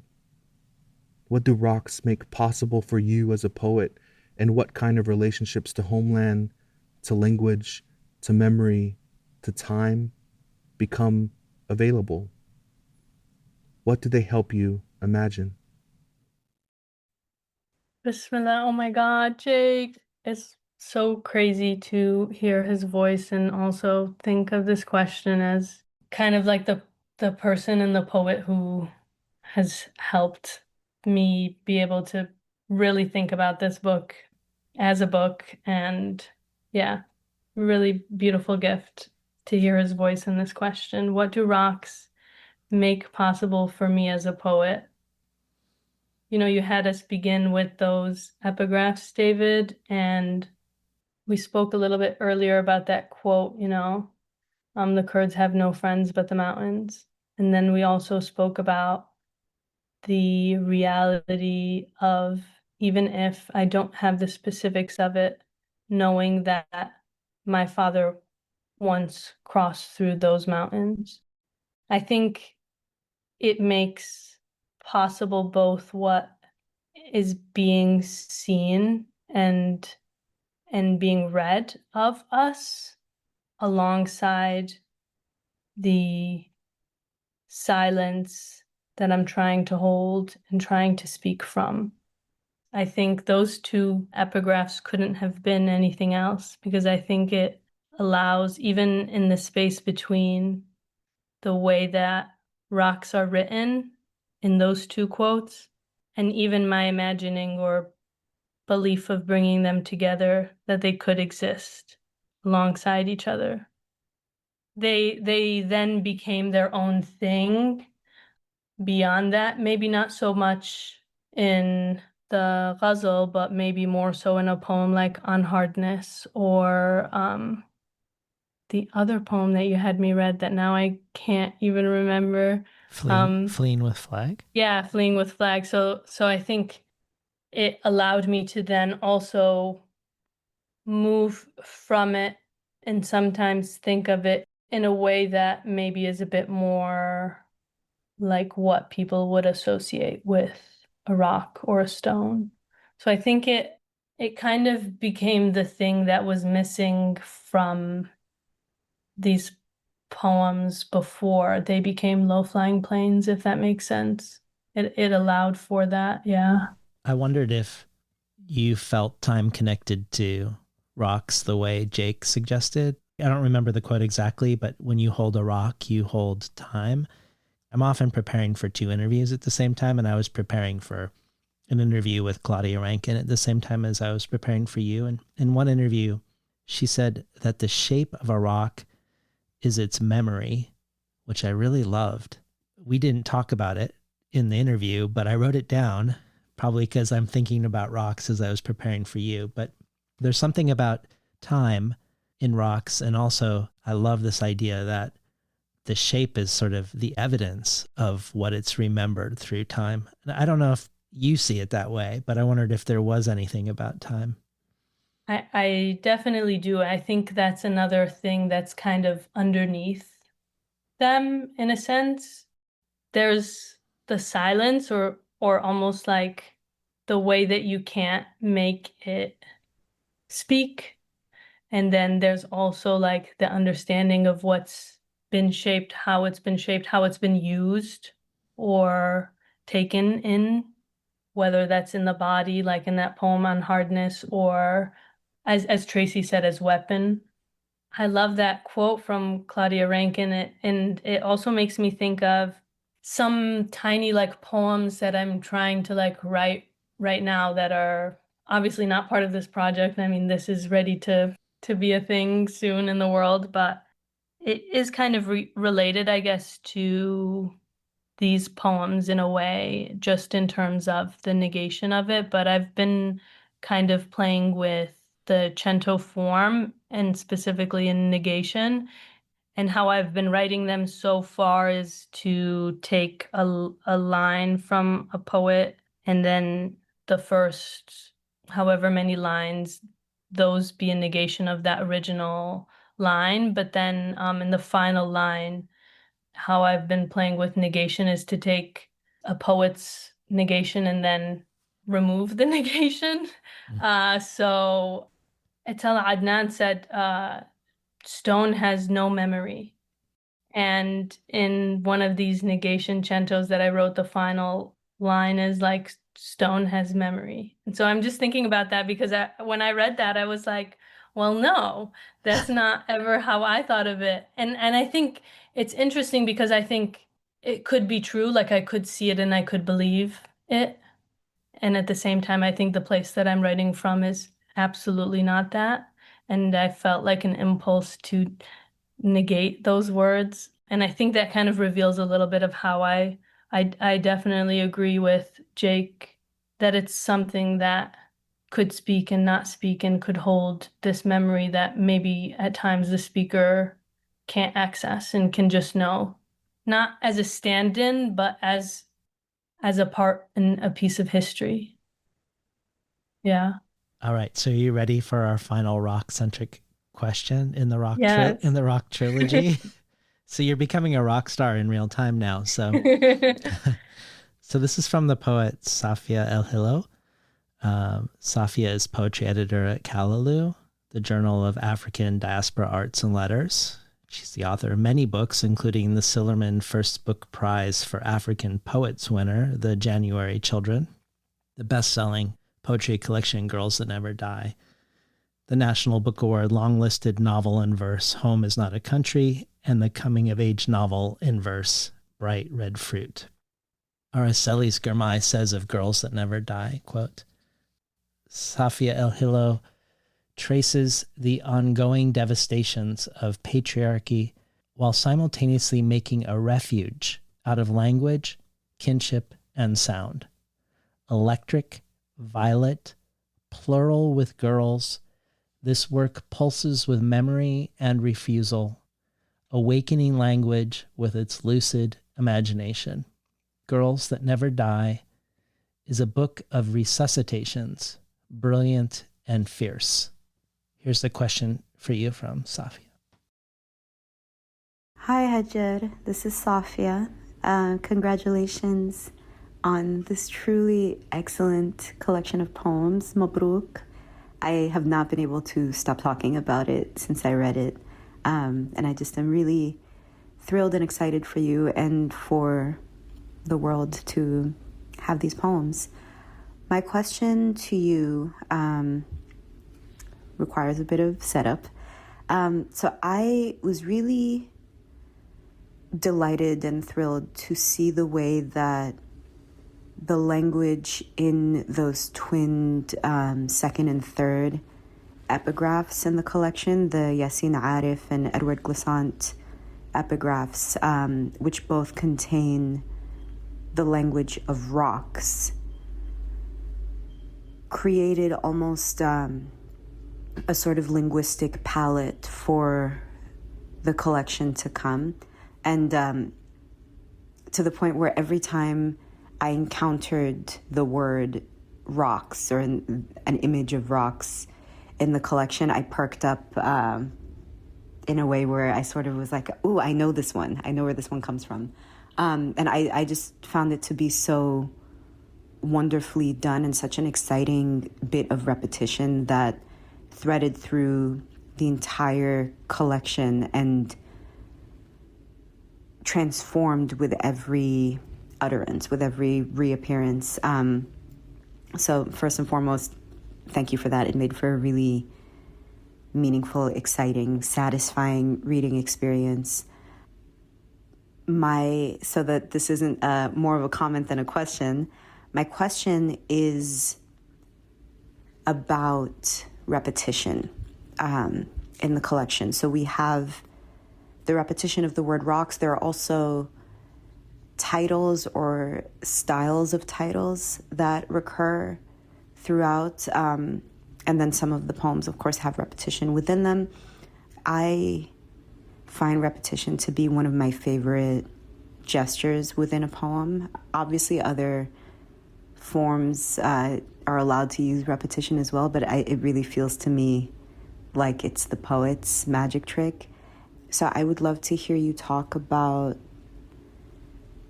the way you approached repetition as you were putting these poems together, as you were assembling this collection. What is the function of repetition for you? What is the beauty of repetition for you, the utility, the power? I find it gives such a spellcasting quality to everything, to just utter the word over and over and over until the utterances accumulate. But I really would love to hear you talk about repetition. And once again, 1,000 congratulations, and thank you so much for these poems and for your work in the world.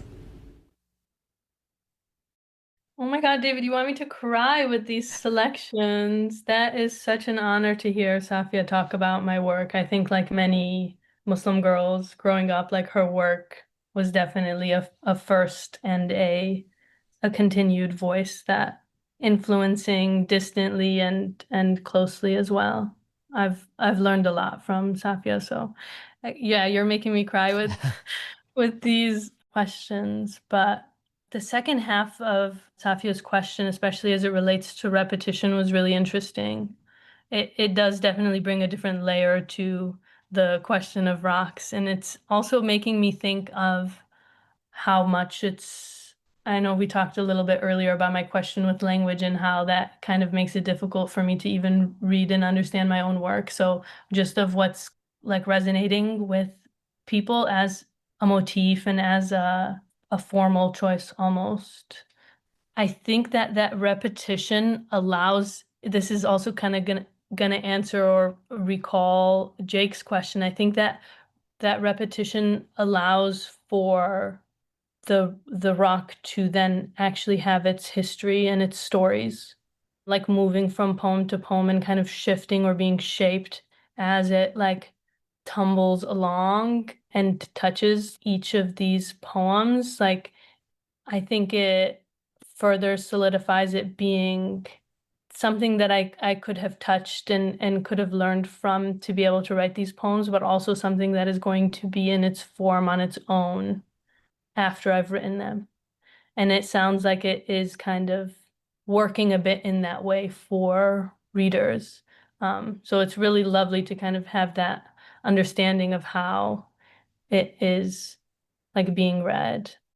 But yeah, that question of like the repetition, aside from the rocks, the titles and the style of the titles, I do feel like it is important, but I don't think I would say that it was one of the first things I was thinking about as I was like in the early stages of realizing that this was a book when I was writing these poems.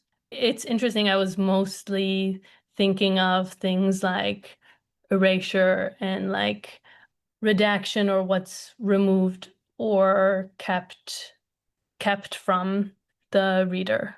And so to hear that the repetition is coming through not only in the motif of the rocks, but also in the titles is really great, because it's true that is happening. I mean, also low-flying planes, that gets repeated. I think from the first time that title actually shows up to where we end on, it also allows it to, the repetition for that title specifically, to be, again, holding the immediate association and also the associative leaps that I take.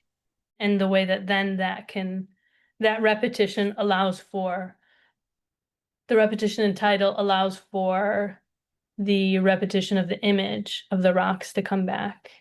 in a way, I feel like. I don't know, maybe that's not true, but that's how it feels. Like I was able to have that hold and also be, to borrow Glissant's words again, like a place of opacity. Well, Safia mentions the Glissant epigraph, but also one epigraph by Yassin Aref. And that one goes, "Our enemies say that the Kurds have lived on the mountains for so long. They have rocks in their heads and have become rebellious like wild animals." I didn't know who this was, so I went looking for him and found and watched a documentary on him called Witness. And that documentary opens with George Bush Sr. calling for an uprising against Saddam, which some Kurds responded to, including Yassin, who expects, quite reasonably, I think, for the cover and support of the United States because of it. But instead, Saddam destroys his village. Most Kurds in the area flee because they participated in the uprising.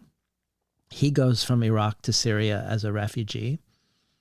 And then in 1999, he and his wife and 3 children emigrate to the U.S. again as refugees to Albany, New York, where he and another person, a pizza maker who started a community mosque, are then accused of being terrorists. The movie details this accusation, which seems entirely to emerge from entrapment. But the premise of this whole investigation in the first place is them finding his name in a notebook in Iraq amidst a group of so-called insurgents. And the U.S. claims that Aref is called commander in Arabic in this notebook. And it's only 2 years later that they realize that the word is not Arabic, but the Kurdish word for brother. Nonetheless, he serves 15 years in jail and then is deported to Iraq. His trial happening in the aftermath of 9/11, where they're having trouble finding jurors that are not biased against bearded Muslims. I can think of a million reasons why a quote from him ends up in this book. From the mistake of Kurdish for quote-unquote God's language, the painful irony that brother is mistaken for commander, or this endless sense of futility and forsakenness. But I don't want to presume. So I was hoping you could talk to us about Yassin Aref for you, how Aref ends up in the book and your relationship to his story. When I first picked up his book, and I want to say I also was not, because I was pretty young, I want to say, I also was not familiar with his story. And now I'm kind of like, am I lying? And did I read on a Wikipedia page somewhere and that's why I picked up his book? I don't know. But when I did read his book, it was actually really, really difficult for me because I felt like I was, even though obviously this is a man, I do not know this man, but I felt like from the way that he was writing about growing up in Kurdish culture, I felt like I was kind of learning about my dad through his words. He was writing about his own father's silence and also like how he grew up with violence. And this is obviously before he kind of seeks refuge in the US. So I want to say there's like 2 answers to this question. And one is like that quote allowed for me to understand a bit deeper. For example, like something like a poem like The Kurdish Joke, something that I knew growing up, which is, and I think this exists not just for Kurds, but for certain like ethnic groups and sort of just like stereotypes or associations of, not being smart or civilized or what have you. So like knowing that those jokes and growing up and like knowing about them, but then reading this quote specifically kind of added a different layer to my understanding of something like that. And then obviously like the physical image of it, of like this proximity of the aloneness of like being up there on the mountains alone, and then like the rocks in the head, like it really stayed with me. But to go back to like the earlier thing I mentioned of my father, I was thinking a lot about my dad as someone who is Kurdish moving through, at first kind of like trying to seek refuge in Iran, like from Iraq, and then moving from Iran to Pakistan, and then waiting specifically for American refuge. Some of my mom's siblings, a lot of my mom's siblings live in Sweden, and that's where they sought refuge after the Soviet invasion and after my maternal grandfather's like disappearance. So that was like much earlier than my family's refuge to America, because they wanted specifically for us to be able to live and grow up in America. So the distance between my eldest sister and me is actually 13 years. So she was born in Pakistan just as I was, and kind of had her earliest, most formative years there. And I'm only mentioning that just to get the context of like like how long, like I try to get into think of what it means to have been there that long, like in a refugee camp, like waiting for this new part of life. And then what it was like for my dad to then come to the US and deal with what my eldest brother did. And it's different, obviously, the context of why Yasin was imprisoned, very different. Like one is the action, and like, you kind of have to be responsible for that. And actually, like from what I have been told, like my dad kind of really was like, no, you have to be responsible for this. You can't run from this, to my brother and stuff like that. I was really, really young, so I don't remember or have any memories of this time, but I sort of think about that just in terms of like all of like it is very different again, like Yasin's refuge to America and like coming here and very quickly realizing the limits to that, or being reminded of who he is in that language, like you said, that like mistake of that mistranslation, or that not knowing Kurdish being what cost him so many years of his life. And reading his words was kind of like looking into a layer of what my father might have experienced in terms of waiting all that time, and the layers of not just waiting all that time while we were in Pakistan, but also before it, like waiting for that safety. And then very immediately, once we made it to the US, just a couple of years later, being reintroduced or face to face with a certain violence that, again, you can't really imagine or make sense of or speak about.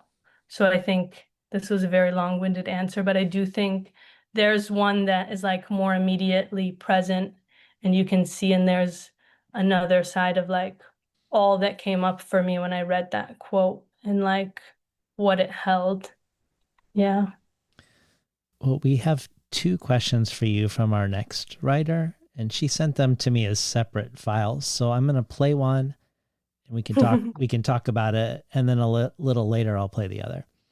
Okay. And the first is in many ways the opposite of the 3 rock questions. We could almost consider this an anti-rock question insofar as it's not about the earth or the ground, but the sky. These questions are from the poet Marwa Hillel, and I should say that her second question is about her presence within your book, so you don't need to speak to her influence on Low-Flying Planes after the first question, because Marwa's going to ask you about it in the second question. She's the author of one of the most well-regarded books of 2019, her debut collection, Invasive Species, heralded by everyone from Tahim Bajest to Solmaz Sharif. And her second most recent book is 2022's Antibody.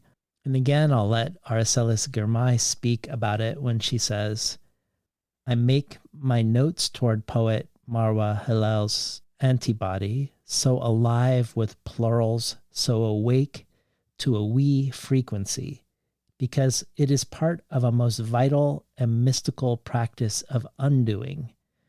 In her precision, she slits the grammars of empire, making language openings that are brief refuges for her beloveds. Here is Marwa's question about your own slit grammars and language openings. Mabruk Hajjar, this is Marwa Hilal. Low Flying Planes is such an extraordinary debut, and I'm so happy to celebrate it and you and contribute a few questions to what I'm sure is a lively conversation. First, the title. Every poem in this collection left me with a feeling of levity. I would even go so far as to say levitation. And yet the collection is navigating the aftermath of invasion or invasions. That reversal is so brilliant and so precise. Can you talk about how you arrived at Low Flying Planes, what the title is doing for you or this work, and how you achieved this feeling of lightness? Oh my God. I thought you were done with the questions from the guests, but it is really such an honor to hear this question from Marwa. And it takes me back to the rocks again, like I said earlier, in terms of Safia's question of the repetition and the titles. That first poem, the first Low Flying Planes that came about, was the one that most explicitly calls back to Yasin's epigraph that I use. I want to say it's Low Flying Planes, there is a song only the birds know, is how it begins. And it began in one, just looking outside in a moment of like being alone and with the mountains and literally seeing what is moving through them, and also in trying to make the worlds of that Yasin out of quote and everything else that I'm writing through try to come closer. And I felt like it is something that like was able to hold it with silence and with the motifs of the rocks, and then with this very direct image of violence. I feel like it was like an entry point into that fractured interiority. So I feel like if you look at that poem, it kind of answers the questions of how I was able to then begin thinking of it as a sequence. And also this is a bit of like lore, I guess, but that first poem, after that ending, the killing, it was originally like a comma and not a period. And as I first originally wrote it, I did think of it in that way, as something that was being continued, or as something that there was an intention of more being there even on that line, and an incompleteness of sorts. I hope that answers Marwa's question. Well, let me continue with this curiosity about Low Flying Planes, because you refer to it often as a form within interviews. And I'm curious how they are a form. And also, returning to Safia's question about repetition, I counted 13 poems in the collection with this same name as the title. So 13 Low Flying Planes in Low Flying Planes. And they're all, unlike the other poems, in all caps, and they're all capitalized. And also how they amass most predominantly at the end. We have Low Flying Planes here and there throughout, and then sort of a whole fleet of Low Flying Planes as we finish. So I was wondering if you could speak a little more about this form. Is it, like Marwa suggests, a countervailing force to gravity, a force of levity? Either way, what makes a poem a Low Flying Plane poem beyond the title? And then maybe you could just pick a couple of them for us to hear. I'm loving that I'm getting a lot of vocab words out of this. You're getting vocab And words? Tracy as well, latency, levity. I'm like, Oh, levity, yeah. I'm searching, I'm Googling, I'm learning. And a lack of appropriate seriousness. Well, that's one, but it's an upward. That's one. It's, if you just think about it, the opposite of gravity. So instead of pulling you down, it's lifting you up. Wow, that's so deep. Right? Yes, like I'm gonna have to think about that specific, like in terms of the motion and in terms of the placement. And in answering your question, in terms of how I thought of it as a form, well, one, like you picked up on that capitalization and that like pointing to in the title, I feel like the poems themselves kind of have to have, I mentioned this earlier, but those kind of like associative leaps as part of the fabric of the poem. It might happen elsewhere in poems that are not titled Low-Flying Plains, but I think it really settles in and becomes part of the fabric of the poems in a way that feels really distinct from those other poems. I think one of the factors of thinking of it as a form as well is the brevity.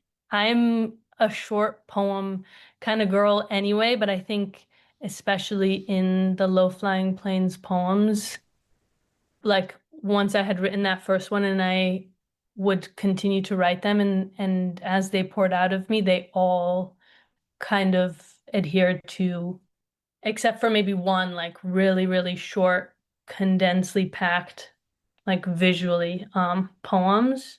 So I would say like it would be the associative leaps and it would be taking up less space on the page. And then another thing that didn't make its way through, but when I was originally writing them and how I was thinking of them was visually like getting to the shape of an arrow on the side, like. But I don't think that that was like, you know, the things that you set out to do and then they just let you get closer to the thing that maybe the words should be doing and not like the visuals. Yeah. Well, can you pick 2 or 3 for us to hear? Yes, that I can do. Low-Flying Plains. No contrast to narrative. Filing away against my face, the aerial violence, the zone that thinned my center. I was so silent and apart from home, like memory without applause to touch my early spring. Could have been volumes to heal the wound, to roam and fold the corner of clay I knew. Low-Flying Plains. There is a song only the birds know. People with free time can see what direction they move in, notice the pitch. It is that when I thought of fog near the mountain, I thought about the rocks in my head. The enemies of Kurds have said so. Rocks in the head have made me an animal. I'm someone who needs to be taken care of, or I'd be left alone with the killing. Low-Flying Plains.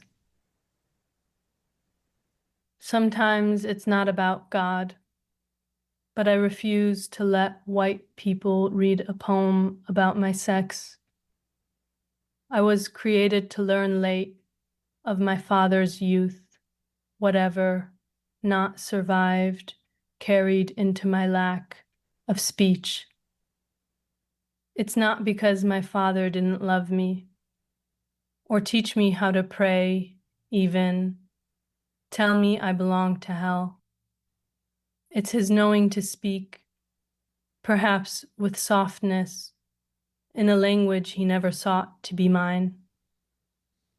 Distance, to think I'm in America when I visualize a mountain of his. So this second question from Marwa is about a form she invented that's been spreading in use. Writers including Safia Ahilo and Lina Khalaf Tafaha and yourself use this form called the Arabic. It's also been taught in writing groups at the Arab American Museum and more. So here's Marwa's second question. It would be a waste not to ask. You use my form, the Arabic, and you make it completely your own. And the way you open that poem with the Shirko Bekas epigraph about linguistic erasure, about Kurdish not being taken to God, about being told to make it Arabic, and then the poem itself moves right to left in the Arabic form. The epigraph positions Arabic as the colonizing language, which it is for so many of us, and yet the form reclaims it as something else entirely. That tension is amazing. I'd love to hear about your experience discovering the form and what that particular epigraph opened for you. Yeah, there's so many layers, and I feel like there's also what isn't necessarily revealed to the readers, I guess, unless you know Arabic, which is part of my trying to enter this form. So when I read that quote, I knew I wanted to write about it. Or when I read that poem, rather, the Shirko Bekas poem. I had attempted to write in Marwa Halal's form of the Arabic before, and they were definitely attempts. But this one, when I wrote this poem, it felt like it couldn't have existed up. And I don't think I would have ever written it outside of this form and kind of the restraints that it placed on me. And what I mean by what I said earlier in terms of like there's aspects or layers of this poem that I feel like kind of mirror that epigraph. Marwa's form of the Arabic has very immediately or most heavily kind of used, or maybe the only way that I've seen some people engage with this form is with it being from right to left and refusing this reading otherwise. But there are, to my knowledge, other aspects of Marwa's form, and one of them is to use an Arabic word or to kind of like reference a word in Arabic. And in my poem, that extra layer is that one, I don't know Arabic, so what I'm bringing to this is incorrect and is fractured. So that word spoiled is completely at odds with the Arabic that I'm bringing in, which is al-anfal. That translates to the spoils and is also the name of Saddam's genocidal campaign against the Kurds, al-anfal, which like Halabja was a part. So there are these layers to this poem and also to other poems throughout the work where that nearness and proximity to Arabic or to something that would be more legible and therefore like more valid and not fitting still. So like that proximity and still like a disconnect or an incorrect aspect to it kind of get revealed as you look further or deeper. But again, it wouldn't be something that someone would immediately know unless they knew Arabic. And also it's like the spoils kind of speak to something specific in both the Quranic surah that it comes from, al-Anfal, like the spoils of war, but also just in terms of the word itself is the verb spoiled in Arabic would then be so different from the noun. And also this noun that is used in a different way. You know, in English, you can say spoiled, you know, if you were writing a ghazal in English, for example, and the end word was variations of the word spoil, like that would work because that's how the English language works. But in Arabic, it is, from my understanding, like it's so vast, like there are so many different little shifts between word to word, and there are so many different ways to say things. This is kind of getting a little bit off topic, but another thing that happens in these poems is that it's kind of referenced maybe in one, maybe in the Broken Ghazal, like my name in Arabic is coming from that root word for migration or flight, but also some people do read it and think of the word stone in Arabic, and there's really just like a tiny shift that happens, but like to some speakers of Arabic, it sounds the same. So that's like another way that that proximity and that like disconnect or that fracturing shows up in the work. I saw that poem, I read that poem, and I was like, whoa. And then I thought of Marwa Halal's form and all that she's been able to make come alive with it, especially in terms of like rejecting the expected way to read a poem and kind of refusing that. This is Marwa's description of her Arabic form.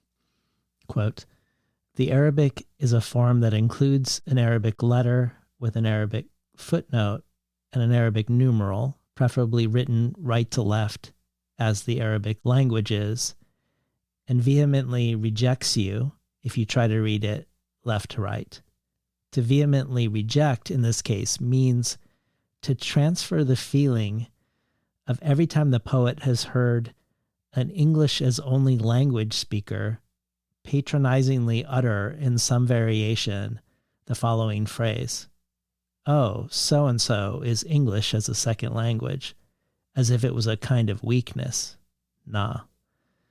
Marwa alludes to how a Kurd writing in the Arabic form adds a certain charged valence, and thus it seems fitting that one of my favorite poems of yours in the whole collection, which is in the Arabic form, opens with part of this Becca's poem we heard at the beginning about the fraught relationship between the two languages.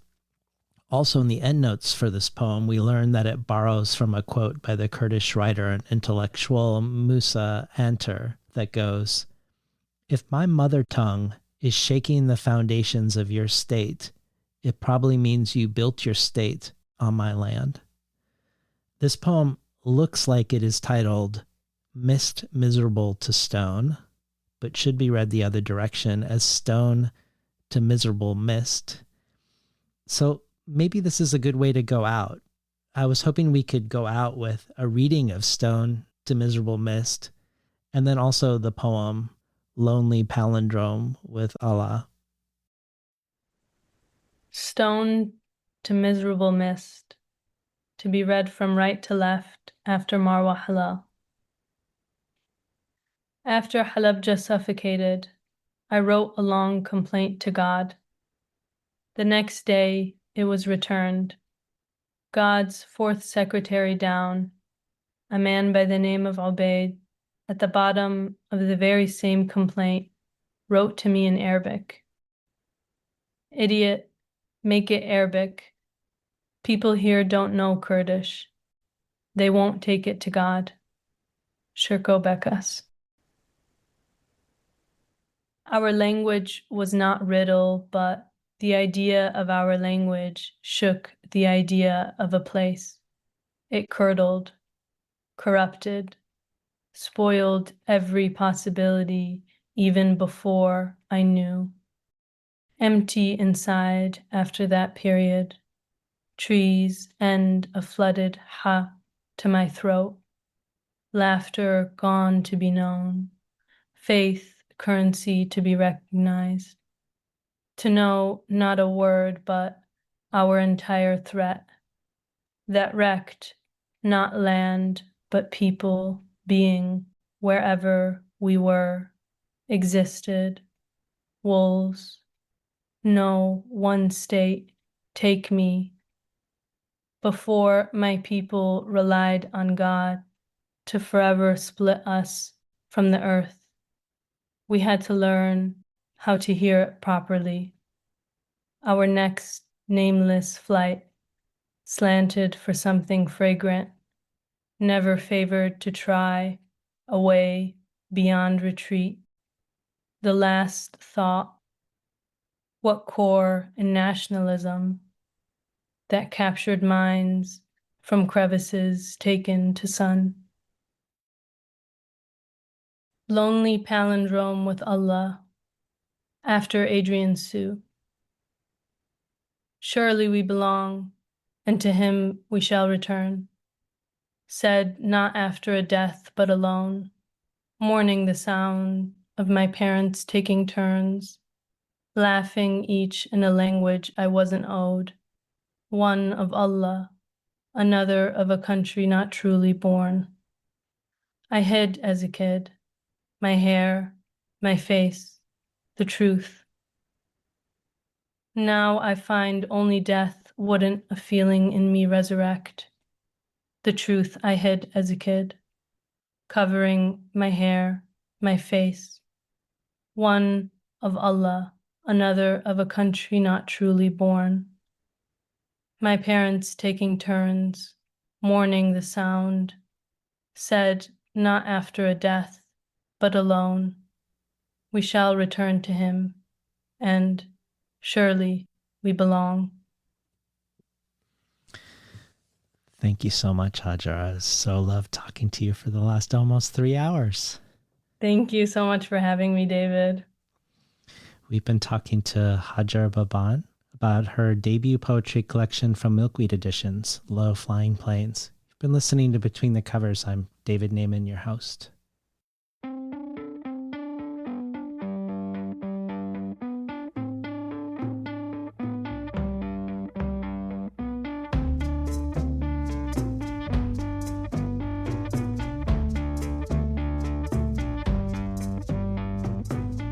Today's program was recorded at the volunteer-powered, non-commercial, listener-sponsored, full-strength, makeshift home office of me, David Naiman.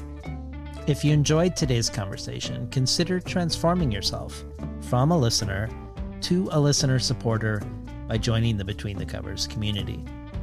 Every supporter can join our brainstorm of future guests, and every listener supporter receives the supplementary resources with each and every conversation of things I discovered while preparing, things we referenced during it, and places to explore once you're done listening. In addition, you can choose from a variety of other things as well, including the bonus audio archive, with contributions from past guests, whether Hajjar discussing and reading the work of Eugene Gilvik, Eleni Sikilianos' riveting reading from HD's trilogy, long-form translator conversations, such as the ones with Megan McDowell talking about translating Alejandro Zambra and Mariana Enriquez, craft talks by Marlon James and Jeannie Vanasco, songs sung by Adrienne Marie Brown, music by Dow Strom and Alicia Jo Rabins, and much more. Or perhaps you want to subscribe as a Milkweed early reader, receiving 12 books over the course of a year before they're available to the general public. You can check it all out, these options and much more, at patreon.com/betweenthecovers. Or if you prefer a one-time donation, you can do so by PayPal at milkweed.org/podcast support. Today's episode is brought to you in part by Ampersand Organ. In this more than human lyric, Heidi Andrea Restrepo Rhodes offers the ampersand, a mode of encounter that unfixes the reader. Part of the multiverse series, Ampersand Organ Nero Queers Poetics, with writing that moves toward deft and loving excess. A radiant feel guide for how we might all shiver and shimmer into the and. Ampersand Organ is perfect for fans of Oliver Baez-Bendorf and Araceli Skirmay, a wonderfully unique, experimental neuroqueer project. It has been hailed as a must-read by People magazine. Ampersand Organ is available now at milkweed.org. I'd like to thank the Milkweed team, particularly Claire Barnes and Clegg Populars, for everything they're doing to make this partnership a reality. And finally, I'd like to thank past Between the Covers guest, poet, musician, composer, performer, and much more, Alicia Jo Rabins, for making the intro and outro for the show. You can find out more about her work, her writing, her music, her film at aliciajo.com. ALICIAJO.com.